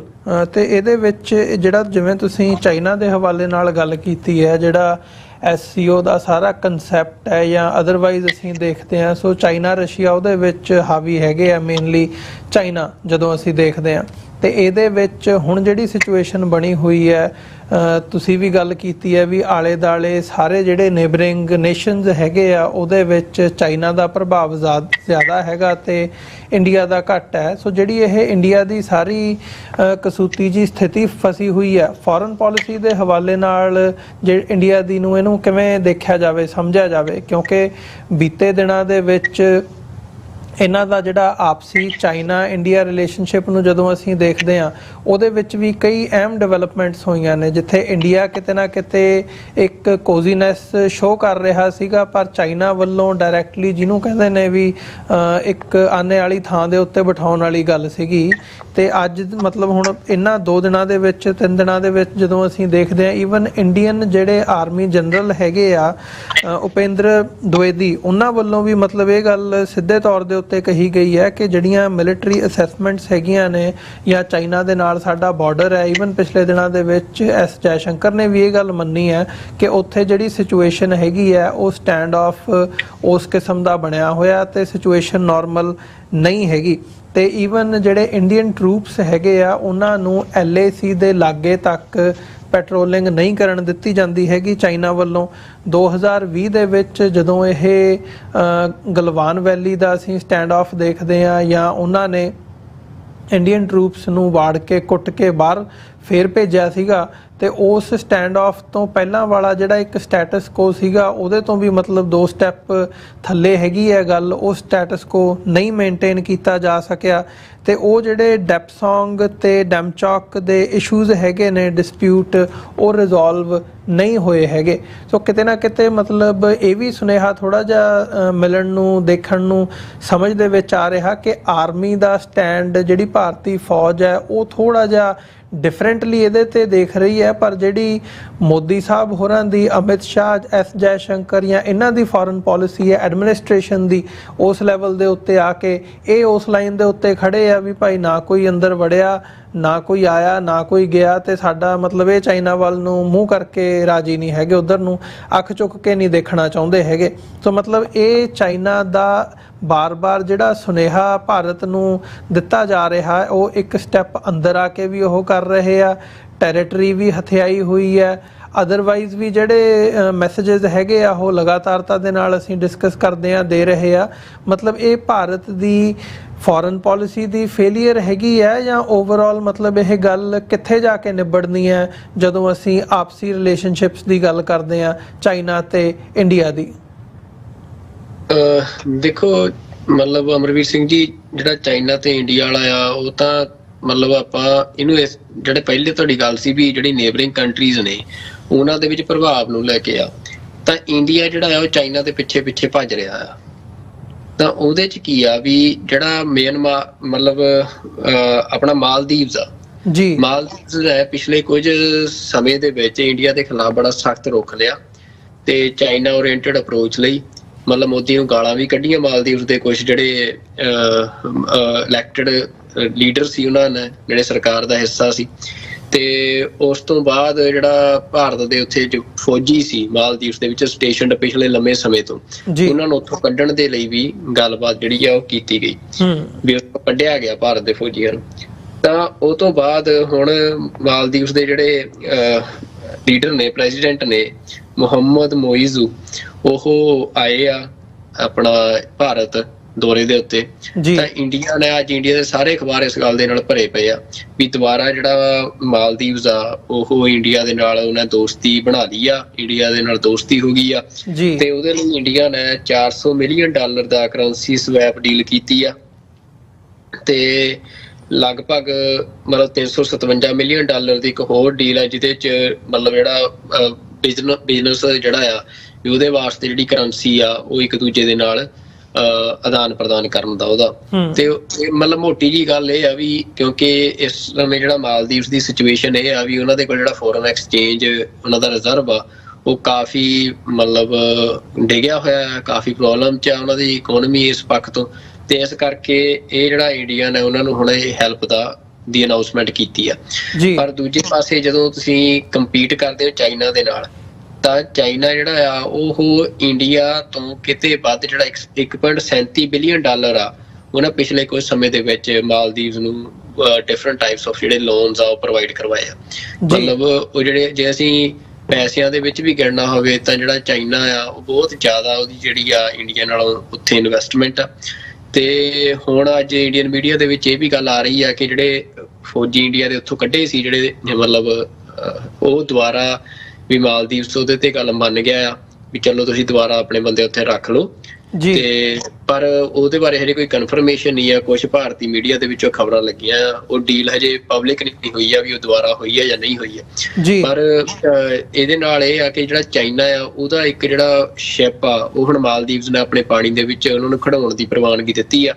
ਕਿਉਂਕਿ ਉਹ ਇੰਡੀਆ ਦੇ ਉੱਤੇ ਜਿਹੜੀ ਸਰਵੇਲੈਂਸ ਦੇ ਲਈ ਬੜੀ ਇੰਪੋਰਟੈਂਸ ਆ ਮਾਲਦੀਵਸ ਦੇ ਜਿਹੜੇ ਵਾਟਰ ਆ ਉਹਨਾਂ ਦੀ। ਤੇ ਉੱਥੇ ਹੁਣ ਜਿਹੜਾ ਚਾਈਨੀਜ਼ ਸ਼ਿਪ ਆ ਉਹ ਤੋਂ ਇੰਡੀਆ ਨੂੰ ਤਕਲੀਫ ਵੀ ਬਹੁਤ ਹੋਈ ਸੀ। ਇੰਡੀਆ ਦੇ ਡਿਫੈਂਸ ਦੇ ਉੱਤੇ ਸਿੱਧਾ ਉਹਨੂੰ ਹਮਲਾ ਜਾਂ ਖਤਰਾ ਮੰਨਿਆ ਜਾ ਰਿਹਾ ਜੀ। ਤੇ ਮਤਲਬ ਇਹ ਸਿਚੁਏਸ਼ਨ ਇਹੋ ਜਿਹੀ ਆ। ਦੇਖੋ ਮਾਲਦੀਵਸ ਜਿਹੜਾ ਆ ਮਤਲਬ ਹਰੇਕ ਮੁਲਕ ਆਪਣਾ ਇੰਟਰਸਟ ਦੇਖਦਾ ਹੁੰਦਾ ਤੇ ਜਿਹੜਾ ਇੰਡੀਆ ਤੇ ਚਾਈਨਾ ਦਾ ਆਪਸੀ ਵੀ ਇੰਡੀਆ ਜਦੋਂ ਚਾਈਨਾ ਦੇ ਨਾਲ ਕੰਪੀਟ ਕਰਨ ਦੀ ਕੋਸ਼ਿਸ਼ ਕਰਦਾ ਤਾਂ ਨਾ ਪੈਸੇ ਇਕਨੋਮੀ ਦੇ ਪੱਖ ਤੋਂ ਤੇ ਨਾ ਜਿਹੜਾ ਫੌਜੀ ਤਾਕਤ ਦੇ ਪੱਖ ਤੋਂ ਤਾਂ ਇੰਡੀਆ ਚਾਈਨਾ ਨੂੰ ਏਸ਼ੀਆ ਦੇ ਖਿੱਤੇ 'ਚ ਟੱਕਰ ਨਹੀਂ ਦੇ ਸਕਦਾ। ਮਤਲਬ ਇੱਕ ਰਿਐਲਿਟੀ ਆ। ਇੰਡੀਆ ਨੇ ਕੋਸ਼ਿਸ਼ ਕੀਤੀ, ਅਸਲ ਦੇ ਵਿੱਚ ਇਹਨਾਂ ਦੀ ਫੋਰਨ ਪਾਲਿਸੀ ਦਾ ਫੇਲੀਅਰ ਇਹ ਹੋਇਆ ਵੀ ਇੰਡੀਆ ਨੇ ਜਾਂ ਮੋਦੀ ਤੇ ਉਹਦੀ ਸਾਰੀ ਇਸ ਜੁੜਲੀ ਨੇ ਇਹ ਭਰਮ ਸਾਜ ਲਿਆ ਵੀ ਅਸੀਂ ਵਿਸ਼ਵ ਗੁਰੂ ਹਾਂ, ਅਸੀਂ ਵਿਸ਼ਵ ਗੁਰੂ ਬਣਨਾ। ਤੇ ਉਸ ਚੱਕਰ ਦੇ ਵਿੱਚ ਇਹ ਜਿਹੜਾ ਆ ਵੀ ਜਿਹਨੂੰ ਜੀ ਕੀਤਾ ਇਹ ਉਹਨੂੰ ਅੱਖਾਂ ਕੱਢਣ ਲੱਗੇ ਪਰ ਉਨੀ ਔਕਾਤ ਹੈ ਨਹੀਂ ਸੀ। ਤੇ ਜਿਹਦੇ ਚੱਲਦੇ ਆ ਅੱਜ ਇਹ ਸਿਚੁਏਸ਼ਨ ਇੰਡੀਆ ਦੀ ਬਣੀ ਆ ਵੀ ਹੁਣ ਆਪਣੇ ਆਪ ਨੂੰ ਸਸਟੇਨ ਕਰਨ ਦੇ ਲਈ ਜਿਹੜੀ ਲਾਈਨ ਇੱਕ ਵਾਰ ਡਰਾ ਕੀਤੀ ਆ ਉਹਦੇ 'ਚ ਇਹ ਹੱਥ ਪੈਰ ਮਾਰ ਰਹੇ ਆ ਪਰ ਇਹਨਾਂ ਦੇ ਕੋਲ ਉਹਨੇ ਰਿਸੋਰਸਿਸ ਨਹੀਂ ਆ ਵੀ ਜਿਹਦੇ ਨਾਲ ਇਹ ਚਾਈਨਾ ਨੂੰ ਕੰਪੀਟ ਕਰ ਸਕਣ। ਤਾਂ ਇਸੇ ਕਰਕੇ ਜਿਹੜਾ ਚਾਈਨਾ ਆ ਉਹ ਲਗਾਤਾਰ ਅਸੀਂ ਦੇਖਿਆ ਵੀ ਹਰ ਭਾਵੇਂ ਉਹ ਨੇਪਾਲ ਹੋਵੇ ਚਾਹੇ ਉਹ ਬੰਗਲਾਦੇਸ਼ ਹੋਵੇ ਚਾਹੇ ਸ਼੍ਰੀਲੰਕਾ ਹੋਵੇ ਮਤਲਬ ਹਰ ਥਾਂ ਦੇ ਉੱਤੇ ਉਹ ਇੰਡੀਆ ਨੂੰ ਜਿਹੜਾ ਆ ਪਛਾੜਦਾ ਹੋਇਆ ਆਪਣੀ ਡੋਮੀਨੈਂਸ ਐਸਟੈਬਲਿਸ਼ ਕਰ ਗਿਆ ਇਹਨਾਂ ਸਾਰੇ ਮੁਲਕਾਂ ਦੇ ਵਿੱਚ ਜੀ। ਤੇ ਮਤਲਬ ਉਹਦੇ 'ਚ ਜਿਹੜਾ ਇੰਡੀਆ ਤੇ ਚਾਈਨਾ ਦਾ ਮਤਲਬ ਚਾਈਨਾ ਦੀ ਜਿਹੜੀ ਅਪਰੋਚ ਆ ਉਹ ਇੰਡੀਆ ਬਾਰੇ ਉਹ ਲਗਾਤਾਰ ਇਹ ਆ ਵੀ ਉਹ ਇੰਡੀਆ ਤੋਂ ਇਹ ਆਸ ਕਰ ਰਿਹਾ ਇਹ ਤਵੱਕੋ ਕਰ ਰਿਹਾ ਵੀ ਜਿਹੜਾ ਚਾਈਨਾ ਦਾ ਤੇ US ਦਾ ਜਿਹੜਾ ਟਕਰਾਅ ਆ ਉਹਦੇ 'ਚ ਇੰਡੀਆ ਜਿਹੜਾ ਆ ਉਹ ਚਾਈਨਾ ਦੇ ਪੱਖ 'ਚ ਖੜੇ। ਜੇ ਤੁਸੀਂ ਚਾਈਨਾ ਦੇ ਨਿਊਜ਼ਪੇਪਰਸ ਫਰੋਲੋ ਉਹਨਾਂ ਨੂੰ ਪੜ੍ਹੋ ਤਾਂ ਉਹਨਾਂ ਦੀ ਤਵੱਕੋ ਇਹੀ ਆ, ਉਹ ਇਹ ਅਪਰੋਚ ਲੈ ਕੇ ਚੱਲ ਰਹੇ ਆ। ਤੇ ਉਹ US ਦੇ ਖਿਲਾਫ ਮਤਲਬ ਇੰਡੀਆ ਉਹ ਇਹ ਨਹੀਂ ਚਾਹੁੰਦੇ ਕਿ ਜਿਹੜਾ ਇੰਡੀਆ ਆ ਉਹ ਕਿਸੇ ਵੀ ਤਰੀਕੇ ਦੇ ਨਾਲ US ਦੀ ਸਪੋਰਟ ਕਰੇ ਜਿਹੜਾ US ਚਾਈਨਾ ਟਕਰਾਅ ਆ ਉਹਦੇ 'ਚ ਜੀ। ਦੂਜਾ ਇਹ ਆ ਵੀ ਜੇ ਇੰਡੀਆ ਫਿਰ ਉਹਨਾਂ ਨੂੰ ਲੱਗਦਾ ਵੀ ਕਿਸੇ ਪਾਸੇ ਕਮਜ਼ੋਰੀ ਦਿਖਾਉਂਦਾ ਜਾਂ ਕੋਈ ਇਹੋ ਜਿਹਾ ਸਮਝੌਤਾ ਕਰ ਰਿਹਾ ਹੈ ਜਾਂ ਜਿਹੜਾ ਚਾਈਨਾ ਦੇ ਲਈ ਖਤਰਾ ਫਿਰ ਚਾਈਨਾ ਜਿਹੜਾ ਆ ਉਹ ਮਤਲਬ ਕਿਸੇ ਨਾ ਕਿਸੇ ਰੂਪ ਦੇ ਵਿੱਚ ਅਟੈਕ ਇੰਡੀਆ ਤੇ ਕਰਦਾ ਤੇ ਇੰਡੀਆ ਜਿਹੜਾ ਆ ਉਸ ਅਟੈਕ ਨੂੰ ਅਸੀਂ ਦੇਖਿਆ ਵੀ ਉਹ ਨਹੀਂ ਸਾਂਭ ਸਕਿਆ ਪਿਛਲੇ ਸਮੇਂ 'ਚ। ਤੇ ਮਤਲਬ ਇਹ ਸਿਚੁਏਸ਼ਨ ਅਮਰਵੀਰ ਸਿੰਘ ਜੀ ਸਾਰੀ ਉਹਦੇ 'ਚ ਇਹੀ ਆ ਵੀ ਇੰਡੀਆ ਜਿਹੜਾ ਆ ਮਤਲਬ ਇੱਕ ਵੱਡਾ ਪਲੇਅਰ ਬਣਨ ਦੀ ਕੋਸ਼ਿਸ਼ ਕਰ ਰਿਹਾ ਵਰਲਡ ਸਟੇਜ ਦੇ ਉੱਤੇ ਵੀ ਮੇਰੇ ਕੋਲ ਵੱਡੇ ਰਿਸੋਰਸਿਸ ਆ। ਸਭ ਤੋਂ ਵੱਡੀ ਗੱਲ ਇਹ ਕਿ ਵੱਡੀ ਮਾਰਕੀਟ ਆ, ਵੱਡੀ ਪੋਪੂਲੇਸ਼ਨ ਆ ਪਰ ਅਲਟੀਮੇਟਲੀ ਇਹ ਆ ਵੀ ਇੰਡੀਆ ਆਪਣੀ ਔਕਾਤ ਤੋਂ ਵੱਧ ਪੈਰ ਪਸਾਰੇ ਇੰਡੀਆ ਨੇ ਜਿਹਦੇ ਕਰਕੇ ਉਹਨਾਂ ਦੀ ਜਿਹੜੀ ਇਹ ਫੋਰਨ ਪਾਲਿਸੀ ਆ ਉਹ ਟੋਟਲੀ ਫੇਲ ਹੋਈ ਆ। ਹੁਣ ਤੱਕ ਦੀ ਸਿਚੁਏਸ਼ਨ ਇਹ ਦੱਸ ਰਹੀ ਆ ਕਿ ਇੰਡੀਆ ਚਾਈਨਾ ਦੇ ਨਾਲ ਮੁਕਾਬਲਾ ਏਸ਼ੀਆ ਦੇ ਖਿੱਤੇ 'ਚ ਨਹੀਂ ਕਰ ਸਕਦਾ ਤੇ ਇਸੇ ਕਰਕੇ ਜਿਹੜਾ ਇੰਡੀਆ ਆ ਉਹ ਹੁਣ ਲਗਾਤਾਰ ਮਤਲਬ ਵਾਇਆ ਰਸ਼ੀਆ ਵੀ ਰਸ਼ੀਆ ਦੇ ਰਾਹੀਂ ਉਹ ਚਾਈਨਾ ਦੇ ਨਾਲ ਕਿਤੇ ਨਾ ਕਿਤੇ ਸਮਝੌਤੇ ਵਾਲੀ ਗੱਲ ਵੱਲ ਨੂੰ ਵਧ ਰਿਹਾ ਆ। ਜਿਹੜਾ ਮਤਲਬ ਸਮਝੌਤੇ ਵਾਲੀ ਲਾਈਨ ਹੁੰਦੀ ਆ ਉਹ ਉਹਦੇ ਤੇ ਚੱਲ ਰਿਹਾ ਆ ਵੀ ਜਿੰਨਾ ਕੁ ਤੁਸੀਂ ਦੱਬ ਲਿਆ ਠੀਕ ਆ ਅਸੀਂ ਤੁਹਾਨੂੰ ਕੁਝ ਨਹੀਂ ਕਹਿੰਦੇ ਹੁਣ ਇੱਥੇ ਘੱਟੋ ਘੱਟ ਜਿਹੜਾ ਆ ਆਪਾਂ ਗੱਲ ਨੂੰ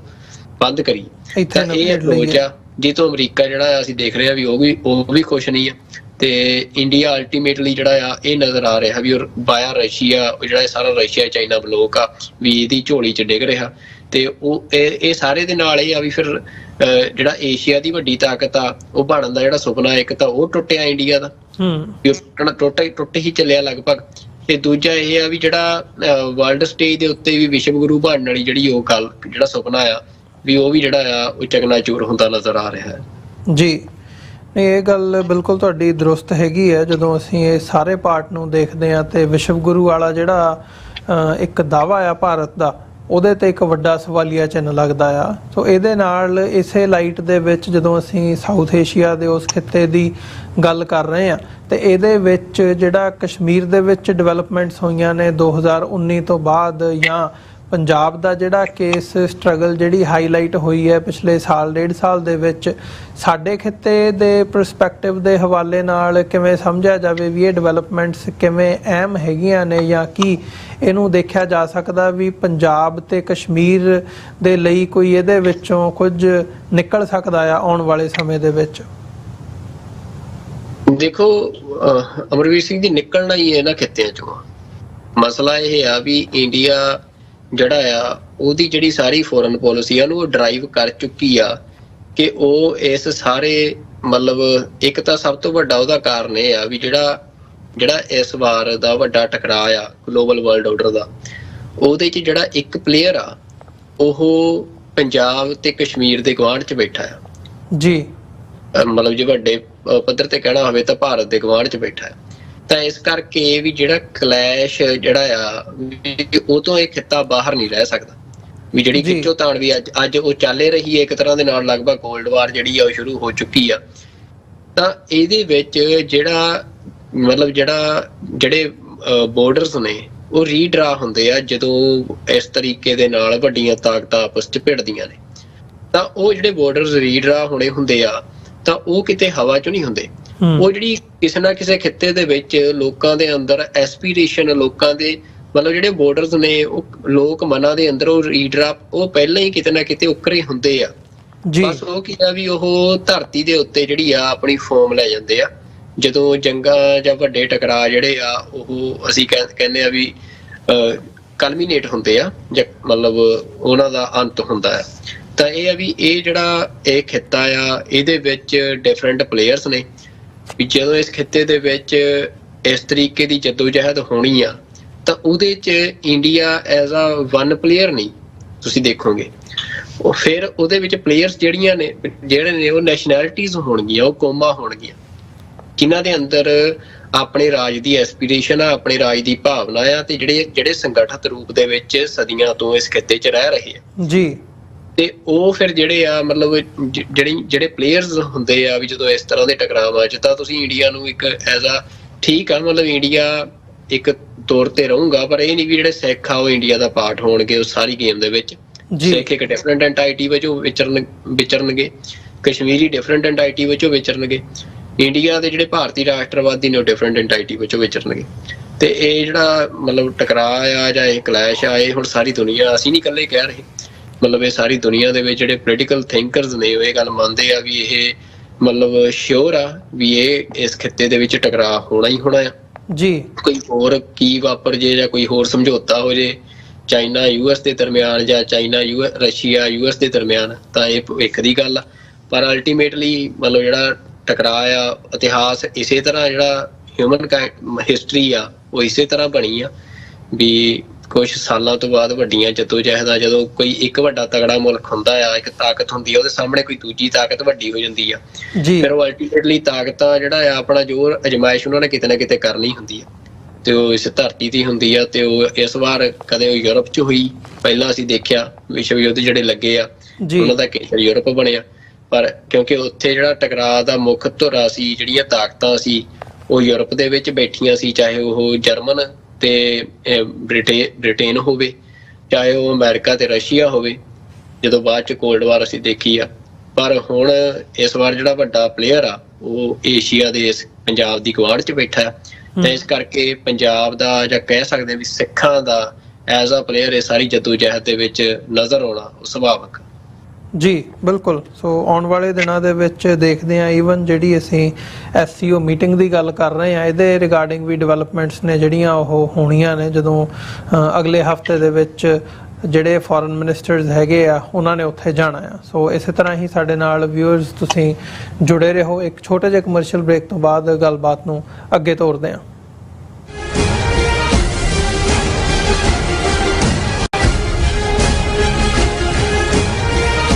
ਅਮਰੀਕਾ ਵਿੱਚ ਰਹਿ ਰਹੇ ਹੋ ਅਤੇ ਡਰਾਈਵਿੰਗ ਲਾਇਸੈਂਸ ਲੈਣਾ ਚਾਹੁੰਦੇ ਹੋ ਤੇ ਲੱਭ ਰਹੇ ਹੋ ਇੱਕ ਤਜਰਬੇਕਾਰ ਡਰਾਈਵਿੰਗ ਸਕੂਲ, ਤਾਂ ਤੁਹਾਡੇ ਲਈ ਹੈ ਵੱਡੀ ਖੁਸ਼ਖਬਰੀ। ਕੈਲੀਫੋਰਨੀਆ ਦਾ ਸਟਾਕਟਨ ਟਰੱਕ ਡਰਾਈਵਿੰਗ ਸਕੂਲ ਤੁਹਾਨੂੰ ਦੇਵੇਗਾ ਡਰਾਈਵਿੰਗ ਸਿਖਲਾਈ ਅਤੇ ਡਰਾਈਵਿੰਗ ਦੌਰਾਨ ਪੇਸ਼ ਆਉਂਦੀਆਂ ਮੁਸ਼ਕਲਾਂ ਨਾਲ ਨਜਿੱਠਣ ਦੀ ਸਿਖਲਾਈ। 25 ਸਾਲ ਤੋਂ ਵੀ ਵੱਧ ਦੇ ਤਜਰਬੇ ਨਾਲ ਤੁਹਾਨੂੰ ਮਿਲੇਗੀ ਡਰਾਈਵਿੰਗ ਨਾਲ ਸੰਬੰਧਿਤ ਹਰ ਤਰ੍ਹਾਂ ਦੀ ਸਿਖਲਾਈ, ਉਹ ਵੀ ਵਾਜਿਬ ਕੀਮਤ ਵਿੱਚ। ਫਿਰ ਦੇਰ ਕਿਸ ਗੱਲ ਦੀ, ਅੱਜ ਹੀ ਸੰਪਰਕ ਕਰੋ 209788330308 ਜਾਂ ਫਿਰ 2093139919 ਨੰਬਰਾਂ ਤੇ ਅਤੇ ਪਾਓ ਆਪਣਾ ਡਰਾਈਵਿੰਗ ਲਾਇਸੈਂਸ। ਯੂਨਾਈਟਿਡ ਸਿੱਖ ਸੰਸਥਾ ਨੇ ਦੱਖਣੀ ਅਮਰੀਕਾ ਵਿੱਚ ਬੇਰਲ ਤੂਫਾਨ ਦੇ ਪੀੜਤਾਂ ਲਈ ਤੁਰੰਤ ਮਦਦ ਮੁਹਿੰਮ ਸ਼ੁਰੂ ਕੀਤੀ ਹੈ। ਇਸ ਭਿਆਨਕ ਤੂਫਾਨ ਨੇ ਸੈਂਟ ਵਿੰਸੈਂਟ ਅਤੇ ਗ੍ਰੇਨੇਡੀਨਸ, ਗ੍ਰੇਨੇਡਾ, ਡੋਮਿਨਿਕਾ ਤੇ ਬਾਰਬਾਡੋਸ ਨੂੰ ਬਹੁਤ ਨੁਕਸਾਨ ਪਹੁੰਚਾਇਆ ਹੈ। ਯੂਨਾਈਟਿਡ ਸਿੱਖ ਦੀਆਂ ਟੀਮਜ਼ ਲੋੜਵੰਦ ਲੋਕਾਂ ਲਈ ਜ਼ਰੂਰੀ ਸਮਾਨ ਅਤੇ ਖਾਣ-ਪੀਣ ਦੀਆਂ ਚੀਜ਼ਾਂ ਪਹੁੰਚਾ ਰਹੀਆਂ ਹਨ। ਤੁਹਾਡੇ ਸਹਿਯੋਗ ਦੀ ਲੋੜ ਹੈ। ਕਿਰਪਾ ਕਰਕੇ ਇਹ ਸਮਾਨ ਦਾਨ ਕਰੋ। ਖਾਣ-ਪੀਣ ਦੀਆਂ ਚੀਜ਼ਾਂ, ਤਿਰਪਾਲ, ਜਨਰੇਟਰ, ਕੱਪੜੇ, ਤੰਬੂ, ਟਾਇਲਟ ਪੇਪਰ, ਬਰਸਾਤੀ ਕੋਟ, ਸੈਨੇਟਰੀ ਪੈਡ, ਹਰੇਕ ਸਾਈਜ਼ ਦੇ ਡਾਈਪਰ ਆਦਿ। ਡੋਨੇਟ ਕਰਨ ਲਈ contact@united6.org ਤੇ ਸੰਪਰਕ ਕਰੋ। ਮਦਦ ਕਰਨ ਲਈ ਕਿਰਪਾ ਕਰਕੇ ਸਾਡੀ ਵੈਬਸਾਈਟ ਤੇ ਡੋਨੇਟ ਕਰੋ।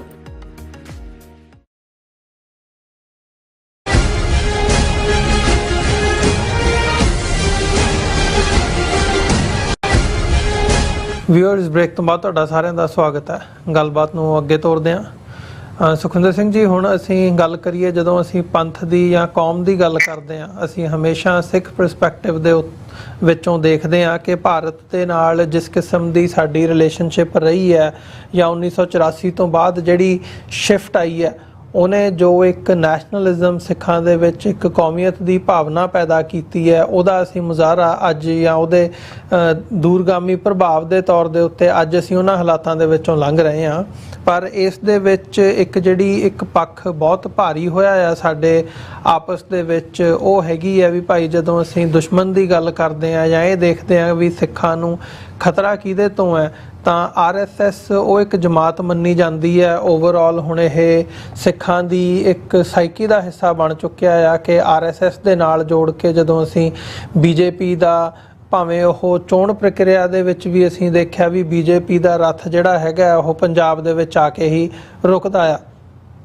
ਸੋ RSS ਨਾਲ ਜੁੜੇ ਹੋਣ ਦੀ ਜਿਹੜੇ ਵੀ ਕਿਸੇ ਬੰਦੇ ਦੀ ਉਹ ਹੁੰਦੀ ਹੈ ਤੇ ਉਹ ਪੰਥ ਦੇ ਵਿੱਚੋਂ ਜਾਂ ਸਿੱਖ ਪਰਸਪੈਕਟਿਵ ਤੋਂ ਉਹਨੂੰ ਇੱਕ ਡਿਫਰੈਂਟ ਨਜ਼ਰ ਦੇ ਨਾਲ ਦੇਖਿਆ ਜਾਂਦਾ ਆ ਤੇ ਹਮੇਸ਼ਾ ਉਹਨੂੰ ਦੁਰਕਾਰਨ ਵਾਲੀ ਜਿਹੜੀ ਲਾਈਨ ਹੈ ਉਹ ਹੁੰਦੀ ਹੈ। ਹੁਣ ਮਤਲਬ ਅੱਜ ਦੀਆਂ ਜਿਹੜੀਆਂ ਲੇਟੈਸਟ ਡਿਵੈਲਪਮੈਂਟਸ ਹੈਗੀਆਂ ਨੇ, ਉਹਦੇ ਵਿੱਚ ਪਿਛਲੇ 2-3 ਦਿਨਾਂ 4 ਦਿਨਾਂ ਦੇ ਵਿੱਚ ਅਸੀਂ ਦੇਖ ਰਹੇ ਹਾਂ ਕਿ ਦਿੱਲੀ ਦੇ ਵਿੱਚ, ਹਾਲਾਂਕਿ ਜਦੋਂ ਅਸੀਂ ਪੰਜਾਬ SGPC ਤੋਂ ਬਾਹਰਲੇ ਗੁਰਦੁਆਰਾ ਸਾਹਿਬਾਨਾਂ ਦੇ ਪ੍ਰਬੰਧ ਦੀ ਗੱਲ ਕਰਦੇ ਹਾਂ, ਉਹ ਦਿੱਲੀ ਸਿੱਖ ਗੁਰਦੁਆਰਾ ਮੈਨੇਜਮੈਂਟ ਕਮੇਟੀ ਹੋਵੇ, ਤਖਤ ਹਜ਼ੂਰ ਸਾਹਿਬ ਜਾਂ ਪਟਨਾ ਸਾਹਿਬ ਬੋਰਡ ਦੀ ਗੱਲ ਹੋਵੇ ਜਾਂ ਈਵਨ ਹੁਣ ਹਰਿਆਣਾ ਸਿੱਖ ਗੁਰਦੁਆਰਾ ਕਮੇਟੀ ਹੋਵੇ, ਅਸੀਂ ਇਹਨਾਂ ਨੂੰ ਇਸ ਪੱਖ ਤੋਂ RSS ਜਾਂ BJP ਦੇ ਕਿਤੇ ਨਾ ਕਿਤੇ ਉਹਨਾਂ ਦੇ ਵਿੰਗਸ ਦੇ ਥੱਲੇ ਦੇਖਦੇ ਹਾਂ ਵੀ ਭਾਈ ਇਹ ਹੁਣ ਉਹਨਾਂ ਦੇ ਕੰਟਰੋਲ ਦੇ ਵਿੱਚ ਆ ਚੁੱਕੀਆਂ ਨੇ। ਹੁਣ ਦਿੱਲੀ ਦੇ ਵਿੱਚ ਜਿਹੜੇ ਸਾਡੇ ਧੜੇ ਹੈਗੇ ਆ, ਉਹਨਾਂ ਦੇ ਵਿੱਚੋਂ 2 ਅਹਿਮ ਆਗੂ ਪਰਮਜੀਤ ਸਿੰਘ ਸਰਨਾ ਤੇ ਹਰਮੀਤ ਸਿੰਘ ਕਾਲਕਾ, ਉਹ ਆਪਸ ਦੇ ਵਿੱਚ ਆਮੋ ਸਾਹਮਣੇ ਹੋਏ ਆ। ਜਿਹੜੇ ਆ ਇੱਕ ਨੂੰ RSS ਦਾ ਸਟੂਜ ਕਹਿ ਰਿਹਾ ਆ ਤੇ ਦੂਜੇ ਨੂੰ ਪਾਕਿਸਤਾਨ ਦਾ ਜਿਹੜਾ ਏਜੰਟ ਹੈ ਉਹ ਕਹਿ ਰਿਹਾ ਆ। ਸੋ ਇਹ ਦੋਹੇ ਪੱਖ, ਮਤਲਬ ਅਸੀਂ ਸਿੱਖ ਪਰਸਪੈਕਟਿਵ ਤੋਂ ਥੋੜਾ ਜਿਹਾ ਮੈਂ ਚਾਹੂੰਗਾ ਵੀ ਸਾਡੇ ਦਰਸ਼ਕਾਂ ਲਈ ਅਸੀਂ ਇਹਨੂੰ ਖੰਗਾਲੀਏ ਵੀ ਭਾਈ ਗੱਲ ਸਟੈਂਡ ਕਿੱਥੇ ਕਰਦੀ ਹੈ ਜਾਂ ਅਸੀਂ ਇਹਨੂੰ ਕਿਵੇਂ ਦੇਖ ਸਕਦੇ ਹਾਂ। ਪਾਕਿਸਤਾਨ ਦਾ ਏਜੰਟ ਕਹਿਣਾ, ਇਹ ਭਾਰਤ ਦੀ ਹਕੂਮਤ ਵੱਲੋਂ ਲਗਾਤਾਰਤਾ ਦੇ ਨਾਲ ਵੱਡੇ ਲੈਵਲ ਦੇ ਉੱਤੇ 84 ਤੇ 84 ਤੋਂ ਬਾਅਦ ਦੇ ਟਾਈਮ ਪੀਰੀਅਡ ਦੇ ਵਿੱਚ ਅੱਜ ਤੱਕ ਵੀ ਮਤਲਬ ਹਰ ਇੱਕ ਗੱਲ ਕੋਈ ਮਾੜੀ ਜੀ ਹੁੰਦੀ ਆ ਉਦੋਂ ਹੀ ਮਤਲਬ ISI ਤੇ ਪਾਕਿਸਤਾਨ ਨਾਲ ਜੋੜਨ ਦੀ ਜਿਹੜੀ ਲਾਈਨ ਹੈ ਉਹ ਸਾਡੇ ਸਾਹਮਣੇ ਸਾਨੂੰ ਨਜ਼ਰ ਆਉਂਦੀ ਹੈ। ਸੋ ਇਹ ਥੋੜਾ ਜਿਹਾ ਇਹਦੀਆਂ ਡਿਟੇਲਸ ਵੀ ਸਾਂਝੀਆਂ ਕਰੀਏ ਸਾਡੇ ਦਰਸ਼ਕਾਂ ਦੇ ਨਾਲ ਤੇ ਥੋੜਾ ਜਿਹਾ ਨੈਰੇਟਿਵ ਨੂੰ ਜਾਂ ਇੱਕ ਪਰਸਪੈਕਟਿਵ ਦੇ ਵਿੱਚ ਰੱਖ ਕੇ ਵੀ ਸਮਝਣ ਦੀ ਕੋਸ਼ਿਸ਼ ਕਰੀਏ। ਬਿਲਕੁਲ ਜੀ, ਦੇਖੋ ਮਤਲਬ ਅਮਰਵੀਰ ਸਿੰਘ ਜੀ, ਜਿਵੇਂ ਤੁਸੀਂ ਕਿਹਾ ਵੀ ਜਿਹੜੀ ਸਿਚੁਏਸ਼ਨ ਆ,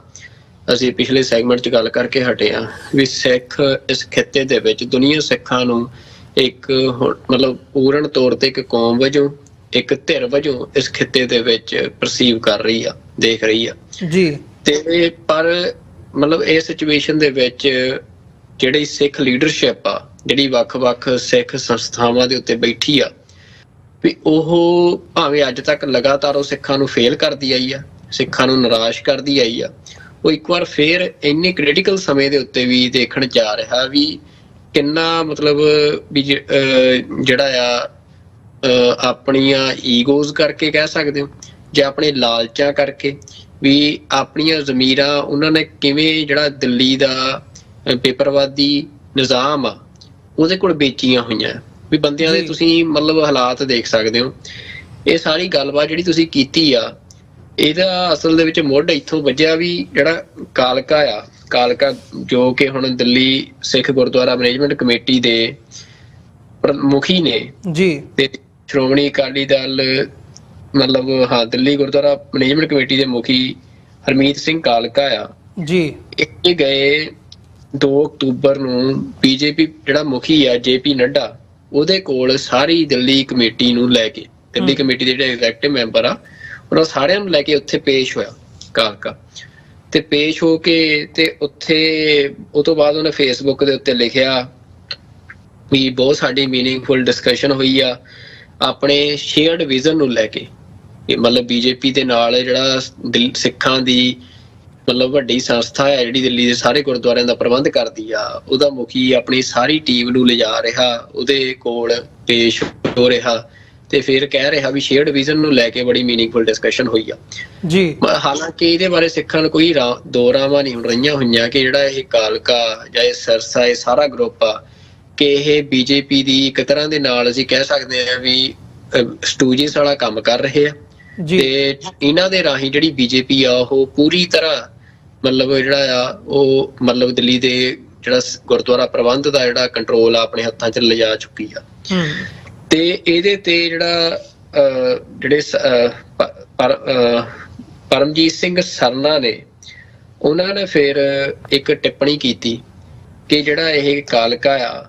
ਵੀ ਇਹ ਆਪਣੀ ਘਰ ਵਾਲੀ ਨੂੰ ਟਿਕਟ ਦਿਵਾਉਣੀ ਚਾਹੁੰਦਾ ਆ ਅਸੈਂਬਲੀ ਇਲੈਕਸ਼ਨ ਦੀ ਵੀ ਜਿਹਦੇ ਲਈ ਇਹ ਸਾਰੀ ਜਿਹੜੀ ਕਮੇਟੀ ਆ ਦਿੱਲੀ ਦੀ ਵੀ ਉਹਨੂੰ ਵੇਚ ਰਿਹਾ ਆ ਆਪਣੀ ਘਰ ਵਾਲੀ ਨੂੰ ਟਿਕਟ ਦਿਵਾਉਣ ਵਾਸਤੇ ਤੇ ਇਹਨੂੰ ਕਾਲਕੇ ਨੂੰ ਉਹਨਾਂ ਨੇ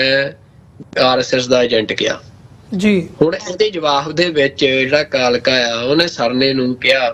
ਵੀ ਇਹ ਜਿਹੜਾ ਬੰਦਾ ਆ ਇਹ ਜਿਹੜਾ ਸ਼੍ਰੋਮਣੀ ਕਮੇਟੀ ਦਾ ਕੈਲੰਡਰ ਵਾਲਾ ਮਸਲਾ ਆ ਵੀ ਸ਼੍ਰੋਮਣੀ ਕਮੇਟੀ ਇੱਕ ਉਹਨਾਂ ਕਿਉਂਕਿ ਨਾਨਕਸ਼ਾਹੀ ਕੈਲੰਡਰ ਤੋਂ ਲੈਦਾ ਕੈਲੰਡਰ ਮੰਨਦੀ ਆ ਕੋਈ ਮਤਲਬ ਪੰਥ ਦੇ ਵਿੱਚ ਇਹ ਕੋਈ ਇਹੋ ਜਿਹਾ ਮਸਲਾ ਨਹੀਂ ਵੀ ਜਿਹੜਾ ਮਤਲਬ ਇਹ ਟਕਰਾਅ ਕੋਈ ISI ਨਾਲ ਨਹੀਂ ਜੁੜਦਾ ਅਜੇ ਤੱਕ। ਪਰ ਹੁਣ ਕਿਉਂਕਿ ਪਾਕਿਸਤਾਨ ਦੀ ਜਿਹੜੀ ਗੁਰਦੁਆਰਾ ਮੈਨੇਜਮੈਂਟ ਕਮੇਟੀ ਆ ਉਹ ਨਾਨਕਸ਼ਾਹੀ ਕੈਲੰਡਰ ਦੇ ਮੁਤਾਬਕ ਦਿਹਾੜੇ ਮਨਾਉਂਦੀ ਆ ਤੇ ਇਹਨਾਂ ਨੇ ਕਿਹਾ ਵੀ ਜਿਹੜਾ ਸਰਨਾ ਆ ਉਹ SGPC ਨੂੰ ਮਤਲਬ ਓਵਰਰੂਲ ਕਰਕੇ ਤੇ ਪਾਕਿਸਤਾਨ ਮਤਲਬ ਜਿਹੜਾ ਦੂਜਾ ਕੈਲੰਡਰ ਆ ਉਹਦੇ ਮੁਤਾਬਕ ਜਥਾ ਲੈ ਕੇ ਜਾਂਦਾ ਆ ਤੇ ਇਸ ਕਰਕੇ ISI ਦਾ ਏਜੰਟ ਆ ਜੀ। ਮਤਲਬ ਹੁਣ ਮਤਲਬ ਗੱਲ ਦਾ ਕੋਈ ਗੱਲ ਦੇ ਵਿੱਚ ਵਜਨ ਨਹੀਂ ਹੈ ਬਸ ਵਜਨ ਕਿਸ ਗੱਲ 'ਚ ਆ ਵੀ ਤੁਸੀਂ ISI ਦਾ ਏਜੰਟ ਕਹਿ ਦਿਓ ਕਿਉਂਕਿ ਇਹ ਜਿਹੜਾ ਸਿੱਖਾਂ ਨੂੰ ISI ਦਾ ਏਜੰਟ ਕਹਿਣ ਦਾ ਜਿਹੜਾ ਨੈਰੇਟਿਵ ਆ ਇਹ ਇੰਡੀਅਨ ਸਟੇਟ ਦਾ ਆ। ਇੰਡੀਅਨ ਸਟੇਟ ਦੇ ਵਿੱਚ ਜਿਹੜਾ ਵੀ ਕੋਈ ਮਤਲਬ ਅਸੀਂ ਕਹਿ ਸਕਦੇ ਹਾਂ ਵੀ ਕਿਉਂਕਿ ਸਿੱਖਾਂ ਦੇ ਜਿੰਨੇ ਸਿਆਸੀ ਹਿੱਤ ਆ ਉਹ ਇਸ ਸਮੇਂ ਇੰਡੀਆ ਦੇ ਨਾਲ ਟਕਰਾਅ 'ਚ ਆ ਤੇ ਜਦੋਂ ਵੀ ਕੋਈ ਸਿੱਖ ਜਿਹੜਾ ਆ ਉਹ ਆਪਣੇ ਸਿੱਖਾਂ ਦੇ ਖਾਲਸਾ ਪੰਥ ਦੇ ਸਿਆਸੀ ਹਿੱਤਾਂ ਦੀ ਗੱਲ ਕਰਦਾ ਤਾਂ ਹਿੰਦੁਸਤਾਨ ਦੇ ਨਾਲ ਟਕਰਾਅ ਆਉਣਾ ਉਹਦਾ ਲਾਜ਼ਮੀ ਆ। ਤੇ ਜਿਹੜਾ ਸਾਰਾ ਇੰਡੀਅਨ ਸਟੇਟ ਦਾ ਸਾਰਾ ਤਾਣਾ ਬਾਣਾ ਆ ਉਹ ਉਸ ਸ਼ਖਸੀਅਤ ਨੂੰ ਜਾਂ ਉਸ ਜਥੇਬੰਦੀ ਨੂੰ ਫਿਰ ਉਹਨਾਂ ਕੋਲ ਸੌਖਾ ਜਿਹਾ ਸ਼ਬਦ ਆ ਉਹ ਸ਼ਬਦ ਵਰਤਦੇ ਜੀ ਇਹ ISI ਦੇ ਏਜੰਟ ਆ। ਤਾਂ ਇਸੇ ਤਰ੍ਹਾਂ ਦਾ ਜਿਹੜਾ ਇਹ ਅੱਜ ਅਖਬਾਰਾਂ ਦੇ ਵਿੱਚ ਸਾਰੀਆਂ ਦੇ ਵਿੱਚ ਪ੍ਰਕਾਸ਼ਿਤ ਹੋਇਆ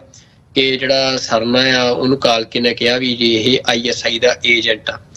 ਪਰ ਦੁੱਖ ਵਾਲੀ ਗੱਲ ਜਿਹੜੇ ਇਹ ਸਾਰੇ ਦੇ ਵਿੱਚੋਂ ਆ ਵੀ ਇਹ ਗੱਲ ਕਹਿ ਦੇਣੀ ਕੋਈ ਕਹੇ ਵੀ ਚਲੋ ਖਬਰ ਛੋਟੀ ਜਿਹੀ ਅੱਜ ਵੀ ਜੇ ਅਸੀਂ ਇਹਨੂੰ ਡਿਸਕਸ ਕਰ ਰਹੇ ਹਾਂ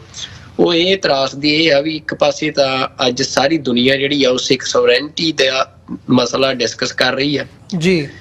ਅੱਜ ਸਾਰੀ ਦੁਨੀਆ ਦੇ ਵਿੱਚ ਡਾਇਸਪੋਰਾ ਸਿੱਖਾਂ ਦੇ ਉਦਮ ਦੇ ਨਾਲ ਅੱਜ ਜਿਹੜੀ ਮਤਲਬ ਖਾਲਿਸਤਾਨ ਦੀ ਗੱਲ ਆ ਉਹ ਗੂੰਜ ਰਹੀ ਹੈ ਸਾਰੀ ਦੁਨੀਆ ਦੇ ਵਿੱਚ। ਸਿੱਖਾਂ ਨੂੰ ਭਾਰਤ ਦੇ ਵਿੱਚ ਸਿੱਖਾਂ ਦਾ ਕਤਲੇਆਮ ਹੋਇਆ, ਸਿੱਖਾਂ ਦੀਆਂ ਧੀਆਂ ਭੈਣਾਂ ਬੇਪਤ ਕੀਤੀਆਂ ਗਈਆਂ, ਪੰਜਾਬ ਦੇ ਸਾਰੇ ਰਿਸੋਰਸਿਸ ਲੁੱਟ ਲਏ ਇੰਡੀਅਨ ਸਟੇਟ ਨੇ। ਮਤਲਬ ਇੰਨਾ ਜ਼ੁਲਮ ਕੀਤਾ ਵੀ ਮਤਲਬ ਕੋਈ ਅੰਤ ਨਹੀਂ ਉਸ ਜ਼ੁਲਮ ਦਾ ਜੀ। ਉਹਦੇ ਬਾਵਜੂਦ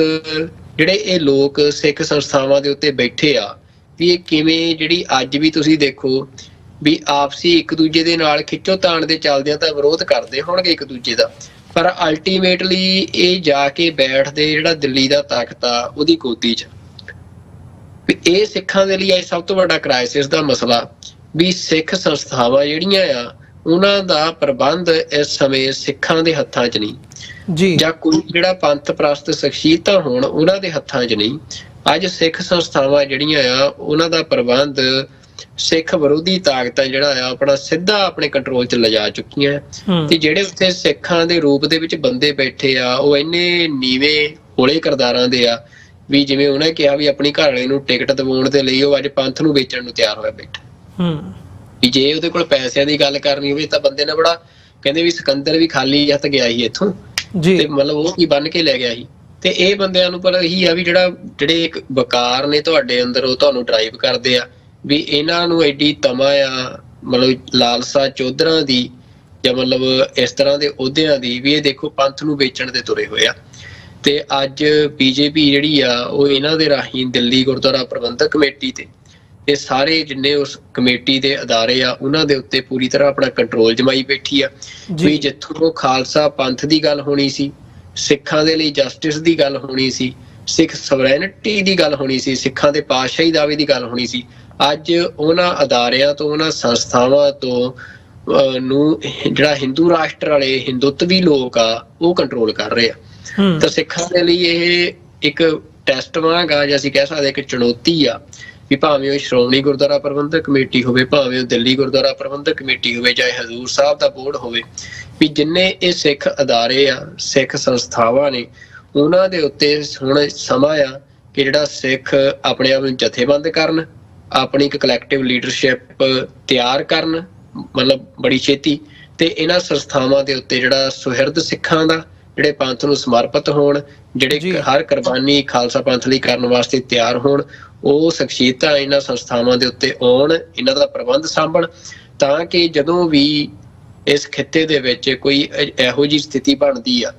ਵੀ ਜਿੱਥੇ ਸਿੱਖਾਂ ਦਾ ਇੱਕ ਵੱਡਾ ਰੋਲ ਤੈਅ ਹੋਣਾ, ਤਾਂ ਉਦੋਂ ਜਿਹੜਾ ਇਹਨਾਂ ਸੰਸਥਾਵਾਂ ਦੀ ਤਾਕਤ ਆ ਉਹ ਸਿੱਖਾਂ ਦੇ ਪੱਖ 'ਚ ਲੱਗੇ। ਇਹ ਨਾ ਹੋਵੇ ਵੀ ਇਹ ਸੰਸਥਾਵਾਂ ਸਾਰੀਆਂ ਉਦੋਂ ਆਪਣੇ ਡੋਲੂ ਚੱਕ ਕੇ ਤੇ ਜਿਹੜਾ ਭਾਰਤੀ ਰਾਸ਼ਟਰਵਾਦ ਦੀ ਸੇਵਾ ਕਰਨ ਦੇ ਵਿੱਚ ਜੁਟੀਆਂ ਹੋਣ। ਇਹ ਸਿੱਖਾਂ ਦੇ ਲਈ ਬਹੁਤ ਕ੍ਰਾਈਸਿਸ ਵਾਲੀ ਗੱਲ ਹੋਣੀ ਹੈ ਜੇ ਇਹੋ ਜਿਹਾ ਹੁੰਦਾ ਜੀ। ਤੇ ਇਸ ਕਰਕੇ ਮਤਲਬ ਜਿਹੜੀਆਂ ਸਿੱਖ ਆਰਗੇਨਾਈਜੇਸ਼ਨਸ ਨੇ, ਸੁਹਿਰਦ ਸਿੱਖ ਆ, ਡਾਇਸਪੋਰਾ ਆ, ਉਹਨਾਂ ਨੂੰ ਇਸ ਗੱਲ ਵੱਲ ਧਿਆਨ ਦੇਣਾ ਚਾਹੀਦਾ ਕਿ ਜਿਹੜੇ ਇਹੋ ਜਿਹੇ ਬੰਦੇ ਆ ਉਹਨਾਂ ਦੇ ਜਿਹੜੇ ਇਹੋ ਜਿਹੇ ਬਿਆਨ ਆ ਜਿਹੜੇ ਇਹੋ ਜਿਹੇ ਦੇ ਰਹੇ ਆ ਉਹਨਾਂ ਨੂੰ ਸਿੱਖ ਸੰਸਥਾਵਾਂ ਤੋਂ ਲਾਂਭੇ ਕੀਤਾ ਜਾਵੇ। ਜੀ ਨਹੀਂ, ਇਹ ਗੱਲ ਬਿਲਕੁਲ ਤੁਹਾਡੀ ਦਰੁਸਤ ਹੈਗੀ ਹੈ ਤੇ ਸਾਡੇ ਲੋਕਾਂ ਨੂੰ ਆਪਣੇ ਤੌਰ ਦੇ ਉੱਤੇ ਇਹ ਗੱਲ ਸਮਝਣ ਦੀ ਮੈਂ ਸਮਝਦਾ ਕਿ ਲੋੜ ਹੈਗੀ ਹੈ ਕਿ ਅਸੀਂ ਜਦੋਂ ਕਿਸੇ ਦੀ ਵੀ ਗੱਲ ਕਰਦੇ ਆ ਜਾਂ ਕਿਸੇ ਦਾ ਜ਼ਿਕਰ ਕਰਦੇ ਆ, ਕਿਸੇ ਨੂੰ ਏਜੰਟ ਕਹਿੰਦੇ ਆ ਜਾਂ ਕਿਸੇ ਵੀ ਲੇਬਲ ਦੇ ਨਾਲ ਜੋੜਦੇ ਆ, ਤੇ ਬਹੁਤ ਵਾਰੀ ਇਹ ਹੁੰਦਾ ਵੀ ਕਿਸੇ ਨੂੰ ਸਰਕਾਰੀ ਕਹਿਣਾ ਜਾਂ ਕਿਸੇ ਦੇ ਉੱਤੇ ਲੇਬਲ ਲਾਉਣਾ ਬਹੁਤ ਸੌਖੀ ਗੱਲ ਹੈ ਜਾਂ ਬੜਾ ਆਮ ਤੌਰ ਦੇ ਉੱਤੇ ਹੀ ਕਿਹਾ ਜਾਂਦਾ। ਆਪਸੀ ਆਈਡੀਓਲੋਜੀਕਲੀ ਇੱਕੋ ਥਾਂ ਦੇ ਉੱਤੇ ਖਲੋਤੇ ਬੰਦੇ ਇੱਕ ਦੂਜੇ ਦੇ ਉੱਤੇ ਬੇਵਿਸ਼ਵਾਸੀ ਦੇ ਥੱਲੇ ਅਸੀਂ ਸਰਕਾਰੀ ਕਹਿ ਦਿੰਦੇ ਆ, ਪਰ ਗੱਲ ਇੱਥੇ ਮੁੱਕਦੀ ਨਹੀਂ ਹੈਗੀ। ਮਤਲਬ ਇਹ ਕਹਿ ਕੇ ਤੁਸੀਂ ਜਸਟੀਫਾਈ ਨਹੀਂ ਕਰ ਸਕਦੇ, ਉਹਦੇ ਪਿੱਛੇ ਰੀਜ਼ਨ ਬਹੁਤੀ ਵਾਰੀ ਜਿਹੜੀ ਹੈਗੀ ਹੈ ਉਹ ਆਪਸੀ ਵਿਰੋਧ ਦਾ ਹੁੰਦਾ, ਕੰਮ ਕਰਨ ਦੇ ਵੱਖੋ ਵੱਖਰੇ ਤਰੀਕਿਆਂ ਦਾ ਹੁੰਦਾ, ਜਾਂ ਬੇਵਿਸ਼ਵਾਸੀ ਹੁੰਦੀ ਹੈ ਕਿਸੇ ਕਾਰਨ ਕਰਕੇ, ਜਾਂ ਜਿਹੜੀ ਚੌਧਰ ਦੀ ਭੁੱਖ ਹੁੰਦੀ ਹੈ ਉਹ ਹੁੰਦੀ ਹੈ ਕਿਤੇ ਨਾ ਕਿਤੇ ਜਿਹੜੇ ਸ਼ਰਾਰਤੀ ਅਨਸਰ ਹੈਗੇ ਆ ਜਾਂ ਇਸ ਕਿਸਮ ਦੀ ਵੰਡ ਪਾਊ ਡਿਵਾਈਡ ਐਂਡ ਰੂਲ ਵਾਲੀ ਨੀਤੀ ਦੇ ਉੱਤੇ ਕੰਮ ਕਰ ਰਹੇ ਲੋਕ ਆ, ਉਹਨਾਂ ਦਾ ਵੀ ਜਿਹੜਾ ਯੋਗਦਾਨ ਹੁੰਦਾ। ਸੋ ਇਹ ਸਾਰੇ ਕਾਸੇ ਨੂੰ ਅਸੀਂ ਇੱਕੋ ਧੁਰੇ ਨਾਲ ਬੰਨ੍ਹ ਕੇ ਜਿਹੜਾ ਆ ਉਹ ਮਾਪਣ ਦੀ ਕੋਸ਼ਿਸ਼ ਕਰਦੇ ਹਾਂ। ਸੋ ਇੱਥੇ ਮੈਂ ਸਮਝਦਾ ਵੀ ਅਸੀਂ ਜਦੋਂ ਇੰਡੀਵਿਜੂਅਲੀ ਸਾਡੇ ਤੇ ਵੀ ਇਹ ਫਰਜ਼ ਆਉਂਦਾ ਆ ਵੀ ਭਾਈ ਅਸੀਂ ਇਸ ਗੱਲ ਨੂੰ ਸਮਝੀਏ, ਬੰਦੇ ਨੂੰ ਕਿਸੇ ਸੰਸਥਾ ਨੂੰ ਉਹਨਾਂ ਦੇ ਕੰਮਾਂ ਦੇ ਹਿਸਾਬ ਨਾਲ ਦੇਖੀਏ, ਉਹਨਾਂ ਦੇ ਕਿਹੜੇ ਇਸ਼ੂ ਦੇ ਉੱਤੇ ਉਹਨਾਂ ਦਾ ਕੀ ਸਟੈਂਡ ਰਿਹਾ ਆ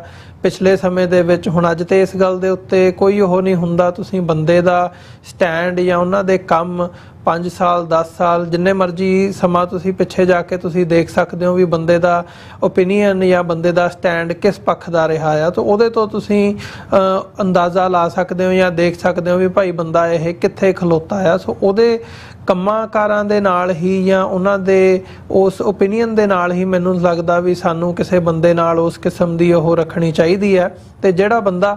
ਜਿਸ ਵੀ ਲੈਵਲ ਦੇ ਉੱਤੇ ਜਾ ਕੇ ਸਾਡੇ ਨਾਲ ਕਾਜ਼ ਦੇ ਨਾਲ ਸਿੰਪੈਥਾਈਜ਼ ਕਰਦਾ, ਸਪੋਰਟ ਕਰਦਾ, ਉਹਨੂੰ ਅਸੀਂ ਧੱਕੇ ਨਾ ਮਾਰੀਏ। ਜਿਹੜਾ ਬੰਦਾ ਜਿਸ ਕਿਸਮ ਦਾ ਵੀ ਸਾਡੇ ਨਾਲ ਸਹਿਯੋਗ ਕਰਨ ਦੀ ਉਹਦੀ ਲਾਈਨ ਹੁੰਦੀ ਹੈ, ਕੋਈ ਥੋੜਾ ਸਹਿਯੋਗ ਕਰਦਾ ਤੇ ਉਹਦੇ ਕੋਲੋਂ ਥੋੜਾ ਸਹਿਯੋਗ ਲੈ ਲੈਣਾ ਚਾਹੀਦਾ। ਇਹ ਨਹੀਂ ਬਣਾਉਣਾ ਚਾਹੀਦਾ ਵੀ ਉਹਨੂੰ ਅਸੀਂ ਇਹ ਕਰੀਏ ਵੀ ਭਾਈ ਤੇਰਾ ਸਾਨੂੰ ਜੇ ਤੂੰ ਕੰਪਲੀਟਲੀ 100% ਨਹੀਂ ਸਹਿਯੋਗ ਦਿੰਦਾ ਤੇ ਤੇਰਾ ਅਸੀਂ 50% ਵੀ ਨਹੀਂ ਮੰਨਣਾ ਤੇ ਉਹਨੂੰ ਅਸੀਂ ਛੁਟਿਆਉਣ ਤੱਕ ਜਾਈਏ। ਸੋ ਇਸ ਨੀਤੀ ਤੋਂ ਸਾਨੂੰ ਥੋੜਾ ਜਿਹਾ ਗੁਰੇਜ਼ ਕਰਨਾ ਚਾਹੀਦਾ ਆ। ਸੋ ਇਹਨਾਂ ਹੀ ਸ਼ਬਦਾਂ ਦੇ ਨਾਲ ਇੱਕ ਛੋਟੇ ਜਿਹੇ ਕਮਰਸ਼ੀਅਲ ਬ੍ਰੇਕ ਦੇ ਲਈ ਇੱਥੇ ਰੁਕਾਂਗੇ। ਬ੍ਰੇਕ ਤੋਂ ਬਾਅਦ ਦੁਬਾਰਾ ਗੱਲਬਾਤ ਅੱਗੇ ਤੋਰਦੇ ਹਾਂ।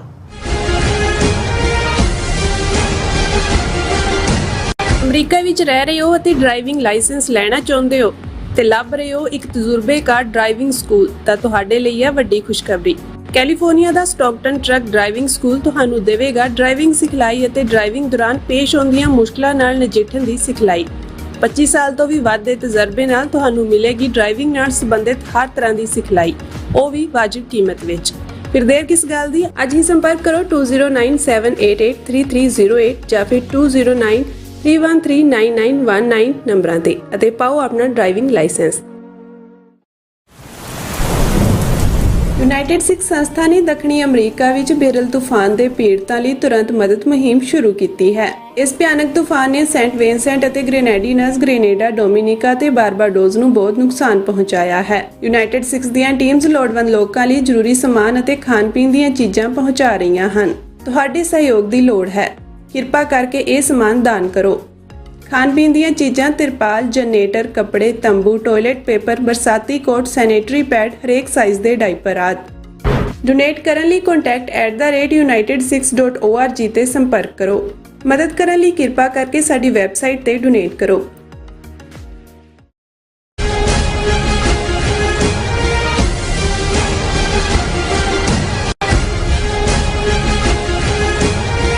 ਵਿਊਅਰਸ, ਬ੍ਰੇਕ ਤੋਂ ਬਾਅਦ ਤੁਹਾਡਾ ਸਾਰਿਆਂ ਦਾ ਸਵਾਗਤ ਹੈ। ਗੱਲਬਾਤ ਨੂੰ ਅੱਗੇ ਤੋਰਦੇ ਹਾਂ। ਸੁਖਵਿੰਦਰ ਸਿੰਘ ਜੀ, ਹੁਣ ਅਸੀਂ ਗੱਲ ਕਰਦੇ ਹਾਂ ਪੰਜਾਬ ਦੀ। ਪੰਜਾਬ ਦੇ ਖਿੱਤੇ ਦੇ ਵਿੱਚ ਜਿੱਥੇ ਅਸੀਂ ਕੌਮੀਅਤ ਦੀ ਗੱਲ ਕਰਕੇ ਹਟੇ ਹਾਂ ਜਾਂ ਸਿੱਖ ਕੌਮ ਦੇ ਹਵਾਲੇ ਨਾਲ ਅਸੀਂ ਇੱਕ ਨੈਰੇਟਿਵ ਬਿਲਡਿੰਗ ਦੀ ਗੱਲ ਕਰਦੇ ਹਾਂ, ਤਾਂ ਪੰਜਾਬ ਦੇ ਵਿੱਚ ਵੀ ਇੱਕ ਜਦੋਂ ਅਸੀਂ ਪੰਜਾਬ ਪੱਖੀ ਧਿਰ ਦੀ ਜਾਂ ਸੋਚ ਦੀ ਗੱਲ ਕਰਦੇ ਹਾਂ ਤੇ ਹਮੇਸ਼ਾ ਉਹਦੇ 'ਚ ਇਹ ਹੁੰਦਾ ਵੀ ਭਾਈ ਪੰਜਾਬ ਦੀ ਜਿਹੜੀ ਇੱਕ ਖੇਤਰੀ ਪਾਰਟੀ ਦੀ ਲੋੜ ਇਸ ਵਕਤ ਬਹੁਤਾਤ ਰੂਪ ਦੇ ਵਿੱਚ ਦੇਖਣ ਨੂੰ ਮਿਲ ਰਹੀ ਹੈ, ਕਿਉਂਕਿ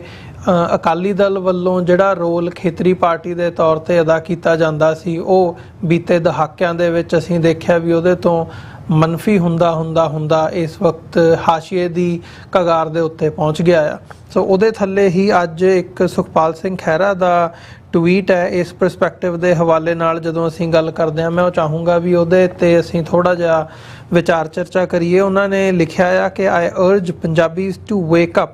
to save our identity and support my private member bill submitted to Bhagwant Mann government to have a law like Himachal Pradesh, Uttarakhand, Gujarat, etc. wherein no outsider should be allowed to buy land, apply for government job or become voter without fulfilling legal conditions, or else what happened in Mohali Jagatpura Mohali will happen in the whole Punjab, ruining our language, culture, etc. ਸੋ ਮਤਲਬ ਇਹ ਜਦੋਂ ਅਸੀਂ ਪੰਜਾਬ ਦੀ ਇੱਕ demography ਤਬਦੀਲ ਹੋਣ ਦੀ ਗੱਲ ਕਰਦੇ ਹਾਂ ਜਿਹੜੀ ਬੀਤੇ ਸਮੇਂ ਦੇ ਵਿੱਚ ਸਾਨੂੰ ਦੇਖਣ ਨੂੰ ਮਿਲ ਰਹੀ ਹੈ, ਉਹਦੇ ਤੇ ਇੱਕ ਵੱਡਾ ਸਵਾਲ ਹੈ ਕਿ ਅਸੀਂ ਇਸ ਵਕਤ ਆਪਣੀ ਜਦੋਂ ਹੋਂਦ ਬਚਾਉਣ ਦੀ ਗੱਲ ਕਰ ਰਹੇ ਹਾਂ, ਜਦੋਂ ਈਵਨ ਕਿਸਾਨ ਸੰਘਰਸ਼ ਵੇਲੇ ਵੀ ਇਹ ਇੱਕ ਨਾਰਾ ਸਾਡੇ ਸਾਹਮਣੇ ਆਉਂਦਾ ਵੀ ਗੱਲ ਫਸਲਾਂ ਦੀ ਨਹੀਂ, ਗੱਲ ਨਸਲਾਂ ਦੀ ਹੈ। ਸੋ ਇਸ ਪਰਸਪੈਕਟਿਵ ਤੋਂ ਇੱਕ ਇੰਪੋਰਟੈਂਟ ਸਟੈਪ ਹੈਗਾ ਜਾਂ ਇੰਪੋਰਟੈਂਟ ਨੁਕਤਾ ਆ ਜਿਹਨੂੰ ਸਾਨੂੰ ਸਮਝਣ ਦੀ ਵੀ ਲੋੜ ਹੈ ਤੇ ਫਿਰ ਪੰਜਾਬ ਦੇ ਵਿੱਚ ਗਰਾਊਂਡ ਲੈਵਲ ਦੇ ਉੱਤੇ ਇੰਪਲੀਮੈਂਟ ਕਰਨ ਦੀ ਵੀ ਲੋੜ ਹੈ। ਬਿਲਕੁਲ ਅਮਰਵੀਰ, ਜਿਹੜਾ ਇਹ ਮਸਲਾ ਆ ਵੀ ਪੰਜਾਬ ਦੇ ਵਿੱਚ ਜਿਹੜਾ ਪ੍ਰਵਾਸੀਆਂ ਦੀ ਗਿਣਤੀ ਆ, ਗੈਰ ਪੰਜਾਬੀਆਂ ਦੀ ਗਿਣਤੀ ਆ, ਉਹ ਲਗਾਤਾਰ ਵਧ ਰਹੀ ਆ। ਉਹ ਆਮ ਨਹੀਂ ਵਧ ਰਹੀ, ਨੈਚੁਰਲੀ ਨਹੀਂ ਵਧ ਰਹੀ, ਉਹ ਇੱਕ ਪਾਲਿਸੀ ਦੇ ਤਹਿਤ ਵਧਾਈ ਜਾ ਰਹੀ ਆ। ਜਿਵੇਂ ਅਸੀਂ ਪਹਿਲੇ ਸੈਗਮੈਂਟ 'ਚ ਗੱਲ ਕੀਤੀ ਕਿ ਜਿਵੇਂ ਗਾਜ਼ਾ ਦੇ ਵਿੱਚ ਜਿਹੜਾ ਇਜ਼ਰਾਈਲ ਆ ਉਹਨੇ ਸੈਟਲਮੈਂਟਸ ਦਾ ਸਾਰਾ ਪ੍ਰੋਸੈਸ ਸ਼ੁਰੂ ਕੀਤਾ ਕਸ਼ਮੀਰ ਦੇ ਵਿੱਚ ਜਦੋਂ ਧਾਰਾ 370 ਹਟਾਈ ਤਾਂ ਉਦੋਂ ਜਿਹੜੇ ਸਾਰੇ ਹਿੰਦੂਤਵੀ ਸੀ, ਭਾਰਤੀ ਰਾਸ਼ਟਰਵਾਦੀ ਸੀ, ਉਹਨਾਂ ਨੇ ਇਸੇ ਗੱਲ ਨੂੰ ਬੜਾ ਮਨਾਇਆ ਵੀ ਹੁਣ ਅਸੀਂ ਕਸ਼ਮੀਰ ਦੇ ਵਿੱਚ ਜਾ ਕੇ ਜ਼ਮੀਨਾਂ ਖਰੀਦਾਂਗੇ, ਉੱਥੇ ਡੈਮੋਗ੍ਰਾਫੀ ਚੇਂਜ ਕਰਾਂਗੇ। ਤੇ ਪੰਜਾਬ ਦੇ ਵਿੱਚ ਇਹ ਕਿਉਂਕਿ ਪੰਜਾਬ ਦੀਆਂ ਸਰਕਾਰਾਂ ਨਖਿੱਧ ਰਹੀਆਂ, ਪੰਜਾਬ ਦੀ ਜਿਹੜੀ ਪੰਜਾਬ ਪੱਖੀ ਆਵਾਜ਼ ਸੀ ਉਹਨੂੰ ਸਰਕਾਰ ਨੇ ਫੁੱਲ ਫਲਾਈਡ ਰਿਪਰੈਸ਼ਨ ਦੇ ਨਾਲ ਦਰਬਾਰ ਸਾਹਿਬ ਤੇ ਹਮਲੇ ਤੋਂ ਲੈ ਕੇ ਵੀ ਫੇਕ ਐਨਕਾਊਂਟਰਸ ਦਾ ਦੌਰ ਚਲਾ ਕੇ ਉਹਨੂੰ ਸਨੱਭ ਕੀਤਾ ਤੇ ਪੰਜਾਬ ਦੀ ਸੱਤਾ ਦੇ ਉੱਤੇ ਜਿਹੜੇ ਆਪਣੀਆਂ ਸਟੂਜੀਸ ਆ, ਜਿਵੇਂ ਦਾ ਅਸੀਂ ਕਾਲਕੇ ਵਰਗੇ ਦੀ ਗੱਲ ਕਰਕੇ ਹਟੇ ਆ, ਤੇ ਇਹੋ ਜਿਹੇ ਸਾਰੇ ਬਿਠਾਏ ਵੀ ਜਿਹਦੇ ਚੱਲਦੇ ਆ ਪੰਜਾਬ ਦੇ ਵਿੱਚ ਕਦੇ ਸਰਕਾਰ ਇੰਨੇ ਸਾਲਾਂ ਦੇ ਵਿੱਚ ਕਾਫੀ ਹੱਦ ਤੱਕ ਇਸ ਪਾਲਿਸੀ ਨੂੰ ਇੰਪਲੀਮੈਂਟ ਕਰ ਗਈ, ਵੀ ਜਿਹਦੇ ਨਤੀਜੇ ਹੁਣ ਅਸੀਂ ਦੇਖ ਰਹੇ ਹਾਂ ਵੀ ਜਿੱਥੇ ਤਾਂ ਇੱਕ ਪਾਸੇ ਪੰਜਾਬ ਦੇ ਵਿੱਚ ਭਾਰਤ ਸਰਕਾਰ ਦਾ, ਇੰਡੀਅਨ ਸਟੇਟ ਦਾ ਤਸ਼ੱਦਦ ਇੰਨਾ ਹੋਇਆ ਵੀ ਪੰਜਾਬ ਦੇ ਵਿੱਚੋਂ ਜਿਹੜੇ ਸਿੱਖ ਪਰਿਵਾਰ ਆ ਉਹ ਆਪਣੇ ਬੱਚਿਆਂ ਦੀ ਸੇਫਟੀ ਸਿਕਿਉਰਿਟੀ ਦੇ ਲਈ, ਉਹਨਾਂ ਦੇ ਲਈ ਇਹੀ ਰਾਹ ਬਚਿਆ ਜਾਂ ਚੰਗੇ ਭਵਿੱਖ ਦੇ ਲਈ ਕਿ ਉਹ ਇੱਥੋਂ ਜਿਹੜੇ ਪੱਛਮੀ ਮੁਲਕ ਆ ਇਹਨਾਂ ਦੇ ਵਿੱਚ ਆਪਣੇ ਬੱਚਿਆਂ ਨੂੰ ਭੇਜਣ, ਭਾਵੇਂ ਜ਼ਮੀਨ ਵੇਚ ਕੇ ਭੇਜਣ, ਜਿਵੇਂ ਮਰਜ਼ੀ ਭੇਜਣ ਜੀ। ਤੇ ਦੂਜੇ ਪਾਸੇ ਸਰਕਾਰ ਨੇ ਜਿਹੜੀ ਉਹ ਦੁਨੀਆ ਦੀ ਇੱਕ ਮੋਸਟ ਫਰਟਾਈਲ ਲੈਂਡਸ ਦੇ ਵਿੱਚੋਂ ਇੱਕ ਜ਼ਮੀਨ ਆ, ਉੱਥੇ ਆਪਣੇ ਲਿਆ ਕੇ ਉਹ ਜਿਹੜੇ ਪਾਨ ਸਾਰਾ ਦਿਨ ਪਾਨ ਥੁੱਕਦੇ ਰਹਿੰਦੇ ਆ, ਪਾਨ ਖਾ ਖਾ ਕੇ, ਉਹ ਸਾਰੀ ਪੋਪੂਲੇਸ਼ਨ ਉੱਥੇ ਵਸਾਈ ਵੀ ਉਹ ਹੁਣ ਉਹਦੀ ਇੱਕ ਉਦਾਹਰਨ, ਚਲੋ ਅਸੀਂ ਜਗਤਪੁਰੇ ਵਾਲੀ ਗੱਲ ਕਰਦੇ ਹਾਂ ਪਹਿਲਾਂ, ਕਿ ਜਗਤਪੁਰਾ ਪਿੰਡ ਜਿਹਦੀ ਸੁਖਪਾਲ ਸਿੰਘ ਖਹਿਰਾ ਉਹਨਾਂ ਨੇ ਜ਼ਿਕਰ ਕੀਤਾ, ਉਹਨਾਂ ਨੇ ਪ੍ਰਾਈਵੇਟ ਬਿੱਲ ਦਾ ਜ਼ਿਕਰ ਕੀਤਾ ਹੈ, ਉਹਨਾਂ ਦੇ ਲਈ ਉਹਨਾਂ ਦੀ ਤਾਰੀਫ ਦੀ ਗੱਲ ਆ ਵੀ ਉਹ ਇਹ ਤੋਂ ਪਹਿਲਾਂ ਹੀ ਕਈ ਮਹੀਨੇ, ਮੈਨੂੰ ਲੱਗਦਾ ਸ਼ਾਇਦ ਪਿਛਲੇ ਸਾਲ ਦੀ ਗੱਲ ਸੀ, ਜਦੋਂ ਵਿਧਾਨ ਸਭਾ ਦੇ ਵਿੱਚ ਬਿੱਲ ਲੈ ਕੇ ਆਏ ਸੀ ਕਿ ਪੰਜਾਬ ਦੇ ਵਿੱਚ ਜਿਹੜਾ ਬਾਹਰੀ ਲੋਕਾਂ ਦੀ ਜ਼ਮੀਨ ਖਰੀਦਣ ਦੇ ਉੱਤੇ ਪਾਬੰਦੀ ਲਈ ਕਾਨੂੰਨ ਬਣਾਇਆ ਜਾਵੇ। ਤੇ ਇਹ ਕਿਉਂਕਿ ਇੰਡੀਅਨ ਕਨਸਟੀਟਿਊਸ਼ਨ ਆ, ਉਹਦੇ ਵਿੱਚ ਆਲਰੇਡੀ ਇਹ ਪ੍ਰੋਵੀਜ਼ਨ ਹੈਗੀ ਆ, ਕਿੰਨੇ ਸੂਬੇ ਆ ਜਿਹੜੇ ਉਹਨਾਂ ਦੇ ਵਿੱਚ ਇਹ ਜਿਹੜੇ ਕਾਨੂੰਨ ਨੇ ਅਲੱਗ-ਅਲੱਗ ਤਰ੍ਹਾਂ ਦੇ ਨਾਲ ਲਾਗੂ ਆ। ਪੰਜਾਬ ਦੇ ਵਿੱਚ ਜਿਵੇਂ ਨਾਲ ਲੱਗਦੇ ਹਿਮਾਚਲ ਦੇ ਵਿੱਚ ਲਾਗੂ ਆ, ਗੁਜਰਾਤ ਦੇ ਵਿੱਚ ਵੀ ਲਾਗੂ ਆ, ਜਿੱਥੇ ਬਾਹਰੀ ਲੋਕ ਜਿਹੜੇ ਆ ਉਹ ਜ਼ਮੀਨ ਨਹੀਂ ਖਰੀਦ ਸਕਦੇ ਆ। ਪਰ ਪੰਜਾਬ ਦੇ ਵਿੱਚ ਸਾਰਿਆਂ ਦੇ ਲਈ ਦਰਵਾਜ਼ੇ ਖੁੱਲੇ ਰੱਖੇ ਹੋਏ ਆ, ਕਿਉਂਕਿ ਉਹ ਪਾਲਿਸੀ ਆ ਸਿੱਖਾਂ ਨੂੰ ਇੱਥੇ ਮਾਈਨੋਰਿਟੀ ਚ ਕਰਨਾ, ਸਿੱਖਾਂ ਨੂੰ ਇੱਥੋਂ ਉਜਾੜਨਾ ਇੰਡੀਅਨ ਸਟੇਟ ਦੀ। ਤੇ ਹੁਣ ਜਗਤਪੁਰਾ ਪਿੰਡ, ਇਹ ਅੰਬ ਸਾਹਿਬ ਗੁਰਦੁਆਰਾ ਸਾਹਿਬ ਸਾਡੇ ਦਰਸ਼ਕਾਂ ਨੂੰ ਪਤਾ ਹੋਣਾ ਆ, ਮੋਹਾਲੀ ਦੇ ਵਿੱਚ ਇਤਿਹਾਸਕ ਗੁਰਦੁਆਰਾ ਸਾਹਿਬ ਆ, ਉਹਦੇ ਨੇੜੇ ਇਹ ਇੱਕ ਵੱਡੀ ਕਲੋਨੀ ਪਿਛਲੇ ਸਮੇਂ ਦੇ ਵਿੱਚ ਜਿਹੜੇ ਪ੍ਰਵਾਸੀ ਆ ਇਹਨਾਂ ਨੇ ਆ ਕੇ ਵਸਾ ਲਈ। ਇਹ ਝੁੰਗੀਆਂ ਪਾ ਲੈਂਦੇ ਆ, ਕਰਨਾ ਕੀ ਹੁੰਦਾ, ਛੱਪਰ ਜੇ ਝੁੰਗੀਆਂ ਜਿੱਦਾਂ ਲਿਆ ਕੇ ਇੱਕ ਇੱਥੇ ਤਾਂ ਕਿਸੇ ਨੇ ਘਰ ਬਣਾਉਣਾ ਪੰਜਾਬੀ ਨੇ ਆਪਣਾ, ਉਹਦੀ ਸਾਰੀ ਉਮਰ ਲੱਗ ਜਾਂਦੀ ਆ। ਤੇ ਇਹਨਾਂ ਦਾ ਇਹ ਹੁੰਦਾ ਵੀ ਇਹ 10-10, ਇੱਕ ਤਾਂ ਇਹਨਾਂ ਦੀ ਆਬਾਦੀ ਬਹੁਤ ਆ, 10-10 ਨਿਆਣੇ ਹੁੰਦੇ ਆ ਇਹਨਾਂ ਦੇ, ਤੇ ਇਹ ਇੱਕ ਤਰਪਾਲ ਲੈ ਕੇ ਆਉਂਦੇ ਆ ਬਾਜ਼ਾਰੋਂ ਤੇ 4 ਡੰਡੇ ਕੱਢਦੇ ਆ ਤੇ ਉਹਦੇ ਚ ਇਹ ਆਪਣਾ ਰਹਿਣਾ ਸ਼ੁਰੂ ਕਰ ਦਿੰਦੇ ਆ। ਏਦਾਂ ਇਹਨਾਂ ਨੇ ਇੱਕ ਪੂਰੀ ਵੱਡੀ ਕਲੋਨੀ ਉੱਥੇ ਵਸਾ ਲਈ ਤੇ ਉੱਥੋਂ ਫਿਰ ਉਹ ਜਿਹੜੀ ਕਲੋਨੀ ਆ ਉਹਨੂੰ, ਕਿਉਂਕਿ ਉਹ ਕਮਰਸ਼ੀਅਲ ਲੈਂਡ ਬਣ ਗਈ, ਉਹ ਸਾਰਾ ਏਰੀਆ ਡਿਵੈਲਪ ਹੋ ਗਿਆ ਤੇ ਉੱਥੇ ਕਾਰਪੋਰੇਟ ਜਿਹੜਾ ਸੈਕਟਰ ਉਹਨੂੰ ਚਾਹੀਦੀ ਸੀ ਜ਼ਮੀਨ, ਫਿਰ ਉੱਥੋਂ ਇਹਨਾਂ ਨੂੰ ਚੱਕ ਕੇ ਤੇ ਜਿਹੜਾ ਜਗਤਪੁਰਾ ਪਿੰਡ ਆ ਮੋਹਾਲੀ ਦੇ ਨਾਲ ਲੱਗਦਾ ਬਿਲਕੁਲ, ਉੱਥੇ ਬਿਠਾ ਦਿੱਤਾ ਸਰਕਾਰੀ ਜ਼ਮੀਨ 'ਚ, ਪਿੰਡ ਦੀ ਜਿਹੜੀ ਸਰਕਾਰੀ ਜ਼ਮੀਨ ਹੁੰਦੀ ਆ ਜੀ। ਤੇ ਉੱਥੇ ਕਲੋਨੀ ਹੁਣ ਵੱਧਦੀ ਗਈ। ਹੁਣ ਹਾਲਾਤ ਇਹ ਬਣੇ ਵੀ ਜਦੋਂ ਇਸ ਵਾਰ ਹੁਣ ਸਰਪੰਚੀ ਦੀਆਂ ਵੋਟਾਂ ਸੀ ਤਾਂ ਉੱਥੇ ਜਿਹੜਾ ਜਗਤਪੁਰਾ ਪਿੰਡ ਆ ਉਹਦੀਆਂ ਵੋਟਾਂ ਕੁੱਲ ਰਹਿ ਗਈਆਂ 900 ਜਿਹੜੇ ਪੰਜਾਬੀ ਨੇ। ਉਹ ਕੱਲਾ ਜੀ ਸਿੱਖਾਂ ਦੀ ਗੱਲ ਨਹੀਂ ਕਰਦੇ, ਸਾਰੇ ਜਿਹੜੇ ਪੰਜਾਬੀਆਂ ਦੀ ਗੱਲ ਕਰੀਏ ਉਹਨਾਂ ਦੀਆਂ ਵੋਟਾਂ 900 ਤੇ ਜਿਹੜੇ ਇਹ ਪ੍ਰਵਾਸੀ ਆ ਕੇ ਬੈਠੇ ਆ ਇਹਨਾਂ ਦੀਆਂ ਵੋਟਾਂ 5536 ਤੇ ਉਹ ਜਿਹੜਾ ਜਗਤਪੁਰਾ ਪਿੰਡ ਦੀ ਜਿਹੜੀ ਹੁਣ ਤੁਸੀਂ ਲਾਓ ਵੀ 5536 ਵਾਲਿਆਂ ਦੀ ਪੰਚਾਇਤ ਬਣੂ, 900 ਵਾਲਿਆਂ ਨੂੰ ਕਿਹਨੇ ਪੁੱਛਣਾ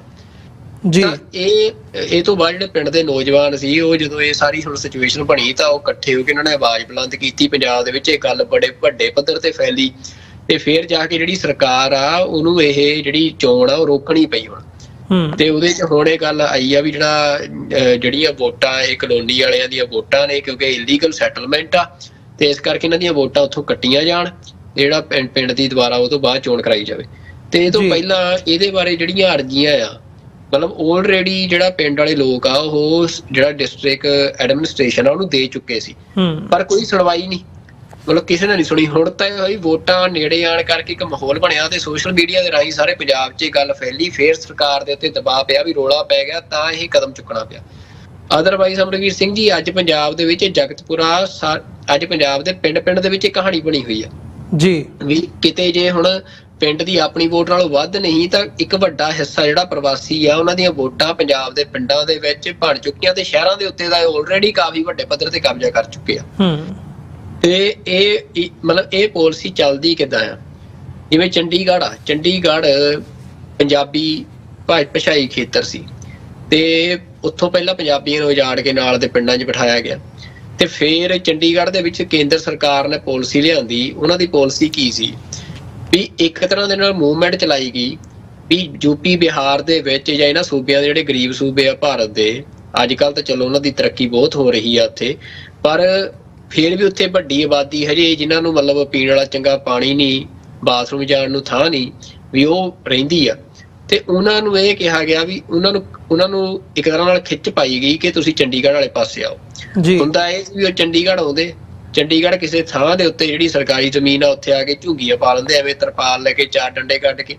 ਤੇ ਉੱਥੇ 2-4 ਸਾਲ 5 ਸਾਲ ਉੱਥੇ ਰਹਿੰਦੇ ਉਹ। ਤੇ ਉਹ ਤੋਂ ਬਾਅਦ ਸਰਕਾਰ ਪਾਲਿਸੀ ਲਿਆਂਦੀ ਕਿ ਅਸੀਂ ਲੋਕਾਂ ਨੂੰ ਵਸਾਉਣਾ ਆ, ਜਿਹੜੇ ਝੁੱਗੀਆਂ 'ਚ ਰਹਿੰਦੇ ਆ ਜੀ ਉਹਨਾਂ ਦੀ ਡਿਵੈਲਪਮੈਂਟ ਕਰਨੀ ਆ। ਫਿਰ ਸਰਕਾਰ ਕੀ ਕਰਦੀ ਵੀ ਜਿਹੜਾ ਸਰਕਾਰ ਨੇ ਇੱਕ ਤਾਂ ਚੰਡੀਗੜ੍ਹ ਸ਼ਹਿਰ ਸੀ, ਚੰਡੀਗੜ੍ਹ ਸ਼ਹਿਰ ਦੇ ਨਾਲ ਗ੍ਰੀਨ ਬੈਲਟ ਕਹਿੰਦੇ ਆ ਉਹਨੂੰ, ਜਿਹੜੀ ਪਿੰਡ ਨੇ ਚੰਡੀਗੜ੍ਹ ਦੇ ਨਾਲ, ਕਿਉਂਕਿ ਇਹ ਸ਼ਾਇਦ ਉਹਤੇ ਦਰਸ਼ਕਾਂ ਨੂੰ ਨਾ ਪਤਾ ਹੋਵੇ, ਧਨਾਸ, ਡੱਡੂ ਮਾਜਰਾ, ਹੋਰ ਸਾਰੰਗਪੁਰ, ਇਹ ਬੜੇ ਪਿੰਡ ਨੇ ਜਿਹੜੇ ਚੰਡੀਗੜ੍ਹ ਦੀ ਪੈਰੀਫੇਰੀ ਦੇ ਉੱਤੇ ਪੈਂਦੇ ਆ, ਜਿਹਨੂੰ ਗ੍ਰੀਨ ਬੈਲਟ ਕਹਿੰਦੇ ਜੀ, ਜਿੱਥੇ ਸਾਰੀ ਪੰਜਾਬੀ ਵਸੋਂ ਸੀ, ਖੇਤੀ ਦਾ ਕਿੱਤਾ ਸੀ ਜੀ। ਤੇ ਉਹਨਾਂ ਆਪਣੀਆਂ ਜ਼ਮੀਨਾਂ ਦੇ ਵਿੱਚ ਉਹ ਗ੍ਰੀਨ ਬੈਲਟ 'ਚ ਆਉਣ ਕਰਕੇ ਜਿਹੜੇ ਜ਼ਿਮੀਂਦਾਰ ਆ, ਉਹ ਜਿਹੜੀ ਲਾਲ ਡੋਰੇ ਵਾਲੀ ਪਿੰਡ ਦੀ ਆਬਾਦੀ ਤੋਂ ਬਾਹਰ ਖੇਤਾਂ ਦੇ ਵਿੱਚ ਉਹ ਇੱਕ ਆਪਣਾ ਘਰ ਵੀ ਨਾ ਪਾ ਸਕਦੇ, ਵੀ ਇੱਥੋਂ ਤੱਕ ਪਾਬੰਦੀਆਂ ਉਹਨਾਂ ਦੇ ਉੱਤੇ ਵੀ ਡੰਗਰ ਪਸ਼ੂ ਵਾਸਤੇ ਵੀ ਕੁਝ ਨਹੀਂ ਪਾ ਸਕਦੇ। ਪਰ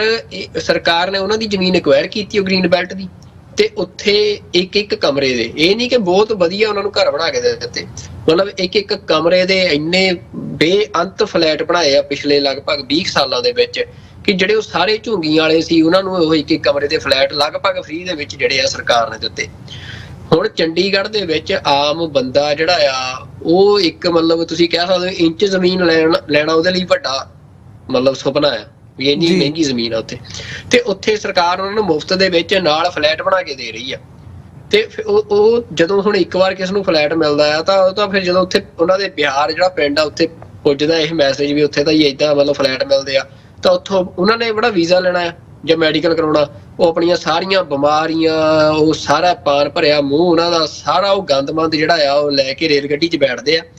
ਵੀ ਹਾਲਾਤ ਇੱਥੋਂ ਤੱਕ ਆ, ਵੀਜ਼ਾ ਇੱਕ ਪਾਸੇ, ਉਹ ਤਾਂ ਰੇਲ ਗੱਡੀ ਦੀ ਟਿਕਟ ਵੀ ਨਹੀਂ ਲੈਂਦੇ ਜੀ, ਵੀ ਉਹ ਸਿੱਧਾ ਆ ਕੇ ਉਤਰਦੇ ਆ ਇੱਥੇ, ਤੇ ਇੱਥੇ ਉਹ 4 ਡੰਡੇ ਗੱਡ ਕੇ ਤੇ ਝੁੰਗੀ ਪਾਉਂਦੇ ਆ। ਉਹ ਤੋਂ ਬਾਅਦ ਕੁਝ ਸਾਲਾਂ ਬਾਅਦ ਉਹਨਾਂ ਨੂੰ ਪਤਾ ਵੀ ਸਰਕਾਰ ਨੇ ਸਾਨੂੰ ਇਹ ਫਲੈਟ ਇੱਥੇ ਦੇ ਦੇਣਾ। ਵੀ ਇਸ ਤਰੀਕੇ ਦੇ ਨਾਲ ਅੱਜ ਹਾਲਾਤ ਉਹਨਾਂ ਨੇ ਇਹ ਬਣਾਤੇ, ਕਹਿਤਾ ਹੀ ਚੰਡੀਗੜ੍ਹ ਤਾਂ ਹੀ ਦੇਖੋ ਪੰਜਾਬੀ ਭਾਸ਼ਾਈ ਇਲਾਕਾ ਹੀ ਨਹੀਂ ਰਿਹਾ, ਵੀ ਇੱਥੇ ਤਾਂ ਜਿਹੜੀ ਵਸੋਂ ਸਾਰੀ ਹਿੰਦੀ ਭਾਸ਼ਾ ਦੀ, ਉਹ ਹਿੰਦੀ ਭਾਸ਼ੀ ਤੁਸੀਂ ਬਣਾਈ ਆ।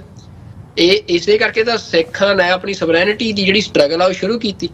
ਵੀ ਇਸ ਤਰੀਕੇ ਦੇ ਨਾਲ ਜਿਹੜੀ ਟੈਰੀਟਰੀ ਆ ਪੰਜਾਬ ਦੀ ਉਹ ਪੰਜਾਬੀਆਂ ਤੋਂ ਖੋਹ ਰਹੇ ਆ, ਜਿਹੜੀ ਇੰਡੀਅਨ ਸਟੇਟ ਆ। ਤੇ ਉਹ ਹਾਲ ਤੁਸੀਂ ਅੱਜ ਮਤਲਬ ਜਗਤਪੁਰਾ ਦਾ ਇੱਕ ਐਗਜ਼ਾਮਪਲ ਆ, ਮੋਹਾਲੀ ਦੇ ਵਿੱਚ ਬੁਰਾ ਹਾਲ ਹੋਇਆ ਪਿਆ, ਉੱਥੇ ਉਹ ਪੰਜਾਬੀਆਂ ਦਾ ਘੱਟ ਤੇ ਬਹੁਤਾ ਬਿਹਾਰੀਆਂ ਦਾ ਜਾਂ ਇਹਨਾਂ ਪ੍ਰਵਾਸੀਆਂ ਦਾ ਲੱਗਦਾ ਜੀ। ਤੇ ਜਿੰਨੇ ਉੱਥੇ ਜੇ ਨੌਕਰੀਆਂ ਦੀ ਗੱਲ ਕਰਨੀ ਹੋਵੇ ਤਾਂ ਸਾਰੇ ਤੁਹਾਨੂੰ ਜਿਹੜੇ ਮਾੜੀ ਦਫ਼ਤਰ ਚੱਲ ਜਾਓ ਤੁਹਾਨੂੰ ਹਿਮਾਚਲ ਦੇ ਲੋਕ ਮਿਲਣਗੇ। ਚੰਡੀਗੜ੍ਹ ਦੇ ਨਾਲ ਲੱਗਦੀ ਸਾਰੀ ਜ਼ਮੀਨ ਹਿਮਾਚਲ ਦੇ ਲੋਕਾਂ ਨੇ ਖਰੀਦ ਲਈ ਆ, ਮਤਲਬ ਉਹਨਾਂ ਨੇ ਉੱਥੇ ਇੱਕ ਕਮਰਿਆਂ ਦੇ ਫਲੈਟ ਜਿਹੜੇ ਕਾਰਪੋਰੇਟ ਸੈਕਟਰ ਨੇ ਬਣਾਏ, ਉਹ ਜਿਵੇਂ ਜ਼ਮੀਨ ਐਕਵਾਇਰ ਹੋਈ ਆ। ਮਤਲਬ ਇਸ ਤਰੀਕੇ ਦੇ ਨਾਲ ਅਸੀਂ ਇਹ ਕਹਿ ਸਕਦੇ ਹਾਂ ਵੀ ਜਿਹੜੀ ਪੰਜਾਬ ਦੇ ਲੋਕਾਂ ਤੋਂ ਉਹਨਾਂ ਦੀ ਟੈਰੀਟਰੀ ਆ, ਉਹ ਇੰਡੀਅਨ ਜਿਹੜੀ ਸਟੇਟ ਆ ਉਹ ਧੱਕੇ ਦੇ ਨਾਲ ਪੈਸਾ ਦੇ ਕੇ ਥੋੜਾ ਬਹੁਤਾ ਵੀ ਉਹ ਇਸ ਤਰੀਕੇ ਦੇ ਨਾਲ ਖੋਹ ਰਹੀ ਆ। ਤੇ ਜਿਹੜੀ ਪੰਜਾਬੀ ਭਾਈਚਾਰਾ ਆ, ਪੰਜਾਬੀ ਸਿਵਲਾਈਜੇਸ਼ਨ ਆ, ਉਹ ਪੰਜਾਬ ਦੇ ਵਿੱਚ ਸੁੰਗੜ ਰਹੀ ਆ। ਤੇ ਇਹ ਜਿਹੜਾ ਜਗਤਪੁਰੇ ਵਰਗੀਆਂ ਉਦਾਹਰਨਾਂ ਆ ਇਹ ਪੰਜਾਬ ਦੇ ਵਿੱਚ ਤੁਹਾਨੂੰ ਥਾਂ ਮਿਲਣਗੀਆਂ। ਤੇ ਇਹਦੇ ਲਈ ਜਿਹੜਾ ਸੁਖਪਾਲ ਸਿੰਘ ਖਹਿਰਾ ਹੋਰਾਂ ਨੇ ਗੱਲ ਕੀਤੀ ਹੈ, ਜਿਹੜੇ ਉਹ ਕਾਨੂੰਨ ਦੀ, ਉਹ ਕਾਨੂੰਨ ਉਹ ਕੋਈ ਇਹ ਨਹੀਂ ਕਿ ਮਤਲਬ ਉਹ ਖਾਲਿਸਤਾਨ ਬਣਨ ਤੇ ਹੀ ਕਾਨੂੰਨ ਲਾਗੂ ਹੋਣਾ ਆ। ਉਹ ਕਾਨੂੰਨ ਜਿਹੜਾ ਉਹ ਇੰਡੀਅਨ ਜਿਹੜਾ ਕਨਸਟੀਟਿਊਸ਼ਨ ਆ ਉਹਦੇ ਵਿੱਚ ਵੀ ਉਹ ਪ੍ਰੋਵੀਜ਼ਨ ਆ। ਆਲਰੇਡੀ ਇੰਡੀਆ ਦੇ ਵਿੱਚ ਇਹੋ ਜਿਹੇ ਕਾਨੂੰਨ ਜਿਹੜੇ ਆ ਉਹ ਵੱਖ-ਵੱਖ ਸੂਬਿਆਂ 'ਚ ਚੱਲ ਰਹੇ ਆ। ਜਿਵੇਂ ਹਿਮਾਚਲ ਨੂੰ ਉਹ ਕਾਨੂੰਨ ਜਿਹੜਾ ਬਣਾਉਣ ਦਾ ਉਹਦਾ ਇੱਕ ਕਾਰਨ ਇਹ ਆ, ਜਿਹੜਾ ਰੀਜ਼ਨ ਦਿੱਤਾ ਗਿਆ ਵੀ ਜੀ ਹਿਮਾਚਲ ਜਿਹੜਾ ਆ ਉਹ ਟਰਾਈਬਲ ਬੈਲਟ ਆ, ਵੀ ਪਹਾੜੀਆਂ ਦਾ ਇਲਾਕਾ ਆ, ਤੇ ਉਹਨਾਂ ਦੇ ਕਲਚਰ ਨੂੰ ਸਿਕਿਉਰ ਕਰਨ ਲਈ ਇਹ ਜ਼ਰੂਰੀ ਆ ਵੀ ਜਿਹੜੀ ਉਹਨਾਂ ਦੀ ਡੈਮੋਗ੍ਰਾਫੀ ਆ ਉਹਨੂੰ ਸਿਕਿਉਰ ਕੀਤਾ ਜਾਵੇ ਤੇ ਉੱਥੇ ਬਾਹਰੀ ਜਿਹੜੀ ਵਸੋਂ ਆ ਉਹ ਏਦਾਂ ਨਾ ਦਾਖਲ ਹੋਵੇ, ਹਨਾ। ਪੰਜਾਬ ਜਿਹੜਾ ਆ ਉਹ ਵੀ ਤਾਂ ਇੱਕ ਵੱਖਰੀ ਜਿਹੜੀ ਆਇਡੈਂਟੀਟੀ ਆ ਉਹਦੇ ਨਾਲ ਸੰਬੰਧਿਤ ਲੋਕਾਂ ਦਾ ਖਿੱਤਾ ਆ ਜੀ। ਤੇ ਫਿਰ ਪੰਜਾਬ ਦੀ ਜਿਹੜੀ ਡੈਮੋਗ੍ਰਾਫੀ ਆ ਉਹਨੂੰ ਸਿਕਿਉਰ ਕਰਨ ਲਈ ਇਹੋ ਜਿਹਾ ਕਾਨੂੰਨ ਕਿਉਂ ਨਹੀਂ ਲਾਗੂ ਹੋ ਸਕਦਾ? ਤਾਂ ਇਹ ਸਵਾਲ ਜਿਹੜੇ ਲੋਕ ਭਾਰਤੀ ਰਾਸ਼ਟਰਵਾਦ ਦੀਆਂ ਗੱਲਾਂ ਕਰਦੇ ਆ ਜਾਂ ਸੈਕੂਲਰ ਲਿਬਰਲ ਹੋਣ ਦੀਆਂ ਗੱਲਾਂ ਕਰਦੇ ਆ, ਉਹਨਾਂ ਦੇ ਲਈ ਵੀ ਵੱਡਾ ਸਵਾਲ ਆ ਵੀ ਉਹ ਲੋਕ ਅਸਲ ਦੇ ਵਿੱਚ ਜੇ ਸੱਚਮੁੱਚ ਵੀ ਉਹ ਇਹ ਗੱਲ ਕਹਿੰਦੇ ਆ ਜੀ ਅਸੀਂ ਖਾਲਿਸਤਾਨ ਦੀ ਗੱਲ ਨਹੀਂ ਕਰਦੇ, ਅਸੀਂ ਤਾਂ ਲਿਬਰਲ ਆ, ਅਸੀਂ ਤਾਂ ਮਤਲਬ ਠੀਕ ਆ, ਸਾਨੂੰ ਭਾਰਤ ਦੇ ਵਿੱਚ ਰਹਿੰਦਿਆਂ ਸਾਰੇ ਹੱਕ ਹਕੂਕ ਜਿਹੜੇ ਆ ਮਿਲ ਰਹੇ। ਕਿਹੜੇ ਹੱਕ ਤੁਹਾਨੂੰ ਮਿਲ ਰਹੇ ਆ? ਤੁਹਾਡਾ ਪੰਜਾਬ ਅੱਜ ਸਾਰੇ ਰਿਸੋਰਸਿਸ ਤੁਹਾਡੇ ਦਿੱਲੀ ਲੁੱਟ ਕੇ ਖਾ ਗਈ, ਤੁਹਾਡੇ ਲੋਕਾਂ ਨੂੰ ਘਰੋਂ ਬੇਘਰ ਕਰਤਾ ਆ, ਤੇ ਤੁਸੀਂ ਫੇਰ ਭਾਰਤੀ ਰਾਸ਼ਟਰਵਾਦ ਦਾ ਢੋਲ ਆਪਣੇ ਗਲੇ 'ਚ ਪਾ ਵਜਾਈ ਜਾਂਦੇ ਹੋ। ਤਾਂ ਤੁਸੀਂ ਅਸਲ ਦੇ ਵਿੱਚ ਸਿਆਣੇ ਨਹੀਂ, ਤੁਸੀਂ ਮਹਾਮੂਰਖ ਹੋ ਜਿਹੜੇ ਸਿੱਖ ਭਾਰਤੀ ਰਾਸ਼ਟਰਵਾਦ ਦਾ ਢੋਲ ਵਜਾ ਰਹੇ ਆ। ਤੇ ਤੁਸੀਂ ਆਪਣੀ ਜਿਹੜੀਆਂ ਤੁਹਾਡੀਆਂ ਅਗਲੀਆਂ ਪੀੜ੍ਹੀਆਂ ਨੇ, ਉਹਨਾਂ ਜਿਹੜੇ ਲੋਕ ਸਿੱਖ ਲੜ ਰਹੇ ਆ, ਸੰਘਰਸ਼ ਕਰ ਰਹੇ ਆ, ਉਹਨਾਂ ਦੇ ਜਿਹੜੇ ਅਗਲੇ ਜਵਾਕ ਨੇ ਉਹ ਫੇਰ ਸੰਘਰਸ਼ ਦੇ ਰਾਹ ਤੁਰਨਗੇ ਤੇ ਉਹ ਉਸੇ ਰਾਹ ਤੇ ਚੱਲਣਗੇ ਜਿਹੜਾ 18ਵੀਂ ਸਦੀ ਸਿੱਖ ਕਹਿੰਦੇ ਸੀ ਕਿ ਜਾਂ ਅਸੀਂ ਬਾਗੀ ਆ ਜਾਂ ਬਾਦਸ਼ਾਹ ਆ। ਪਰ ਜਿਹੜੇ ਇਹੋ ਜਿਹੇ ਲੋਕ ਨੇ, ਇਹ ਲੋਕ ਆਪਣੀਆਂ ਅਗਲੀਆਂ ਪੀੜ੍ਹੀਆਂ ਨੂੰ ਉਹ ਜਲਾਲਤ ਦੇ ਕੇ ਜਾਣਗੇ ਵੀ ਜਿਹੜੀ ਜਲਾਲਤ ਮਤਲਬ ਤੁਸੀਂ ਜੇ ਕਾਲੇ ਲੋਕਾਂ ਦਾ ਇਤਿਹਾਸ ਪੜ੍ਹੋ ਤਾਂ ਉਹਨਾਂ ਨੇ ਸਦੀਆਂ ਹੰਢਾਈ ਆ, ਵੀ ਇਹੋ ਜਿਹੀ ਜਲਾਲਤ ਵਾਲੇ ਆਪਣੀਆਂ ਅਗਲੀਆਂ ਪੀੜ੍ਹੀਆਂ ਨੂੰ ਧੱਕ ਕੇ ਜਾ ਰਹੇ ਆ।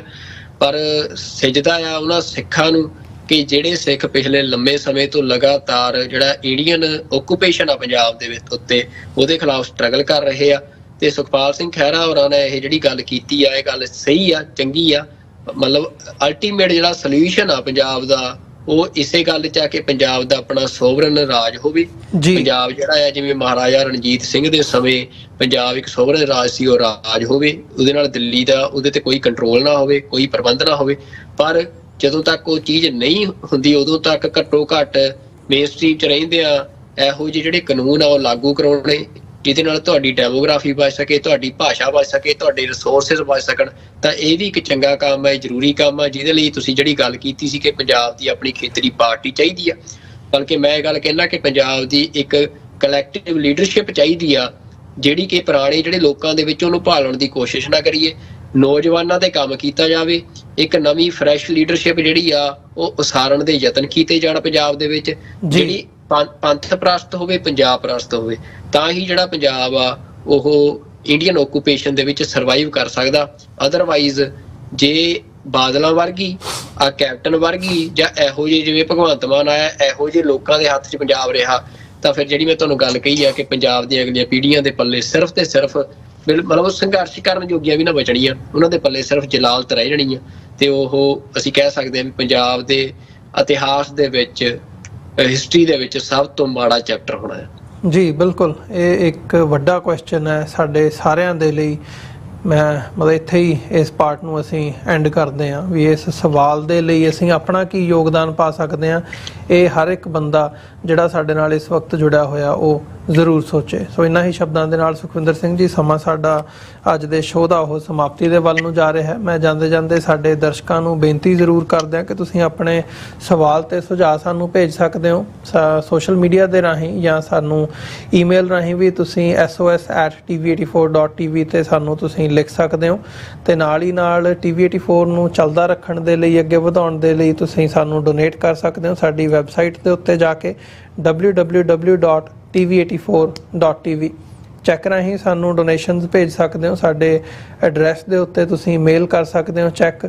3601 37th ਐਵਨਿਊ ਲੌਂਗ ਆਈਲੈਂਡ ਸਿਟੀ ਨਿਊਯਾਰਕ 11101 ਜਾਂ ਆਪਣੇ ਸਵਾਲ ਸੁਝਾਅ ਜਾਂ ਹੋਰ ਕਿਸੇ ਵੀ ਤਰ੍ਹਾਂ ਦੀ ਇਨਕੁਆਇਰੀ ਦੇ ਲਈ ਤੁਸੀਂ ਸਾਨੂੰ ਡਾਇਰੈਕਟਲੀ ਕਾਲ ਕਰ ਸਕਦੇ ਹੋ 5166191984। ਸਿੱਧੇ ਤੌਰ ਦੇ ਉੱਤੇ ਕਾਲ ਕਰਨ ਦੇ ਲਈ ਵੀ ਜਾਂ WhatsApp ਕਾਲ ਜਾਂ ਮੈਸੇਜ ਰਾਹੀਂ ਵੀ ਤੁਸੀਂ ਇਸ ਨੰਬਰ ਤੇ ਸਾਨੂੰ ਸੰਪਰਕ ਕਰ ਸਕਦੇ ਹੋ। ਸੋ ਇਹਨਾਂ ਹੀ ਸ਼ਬਦਾਂ ਦੇ ਨਾਲ ਵਿਊਅਰਸ ਅੱਜ ਦੇ ਸੱਚੋ ਸੱਚ ਪ੍ਰੋਗਰਾਮ ਦੇ ਵਿੱਚ ਇੱਥੇ ਹੀ ਤੁਹਾਡੇ ਕੋਲੋਂ ਇਜਾਜ਼ਤ ਚਾਹਾਂਗੇ। ਦੁਬਾਰਾ ਫੇਰ ਕੱਲ ਨੂੰ ਤੁਹਾਡੇ ਨਾਲ ਮੁਲਾਕਾਤ ਹੋਵੇਗੀ। ਸੁਖਵਿੰਦਰ ਸਿੰਘ ਜੀ, ਫਤਿਹ ਦੀ ਸਾਂਝ ਪਾਈਏ ਅੰਤ ਦੇ ਵਿੱਚ। ਵਾਹਿਗੁਰੂ ਜੀ ਕਾ ਖਾਲਸਾ,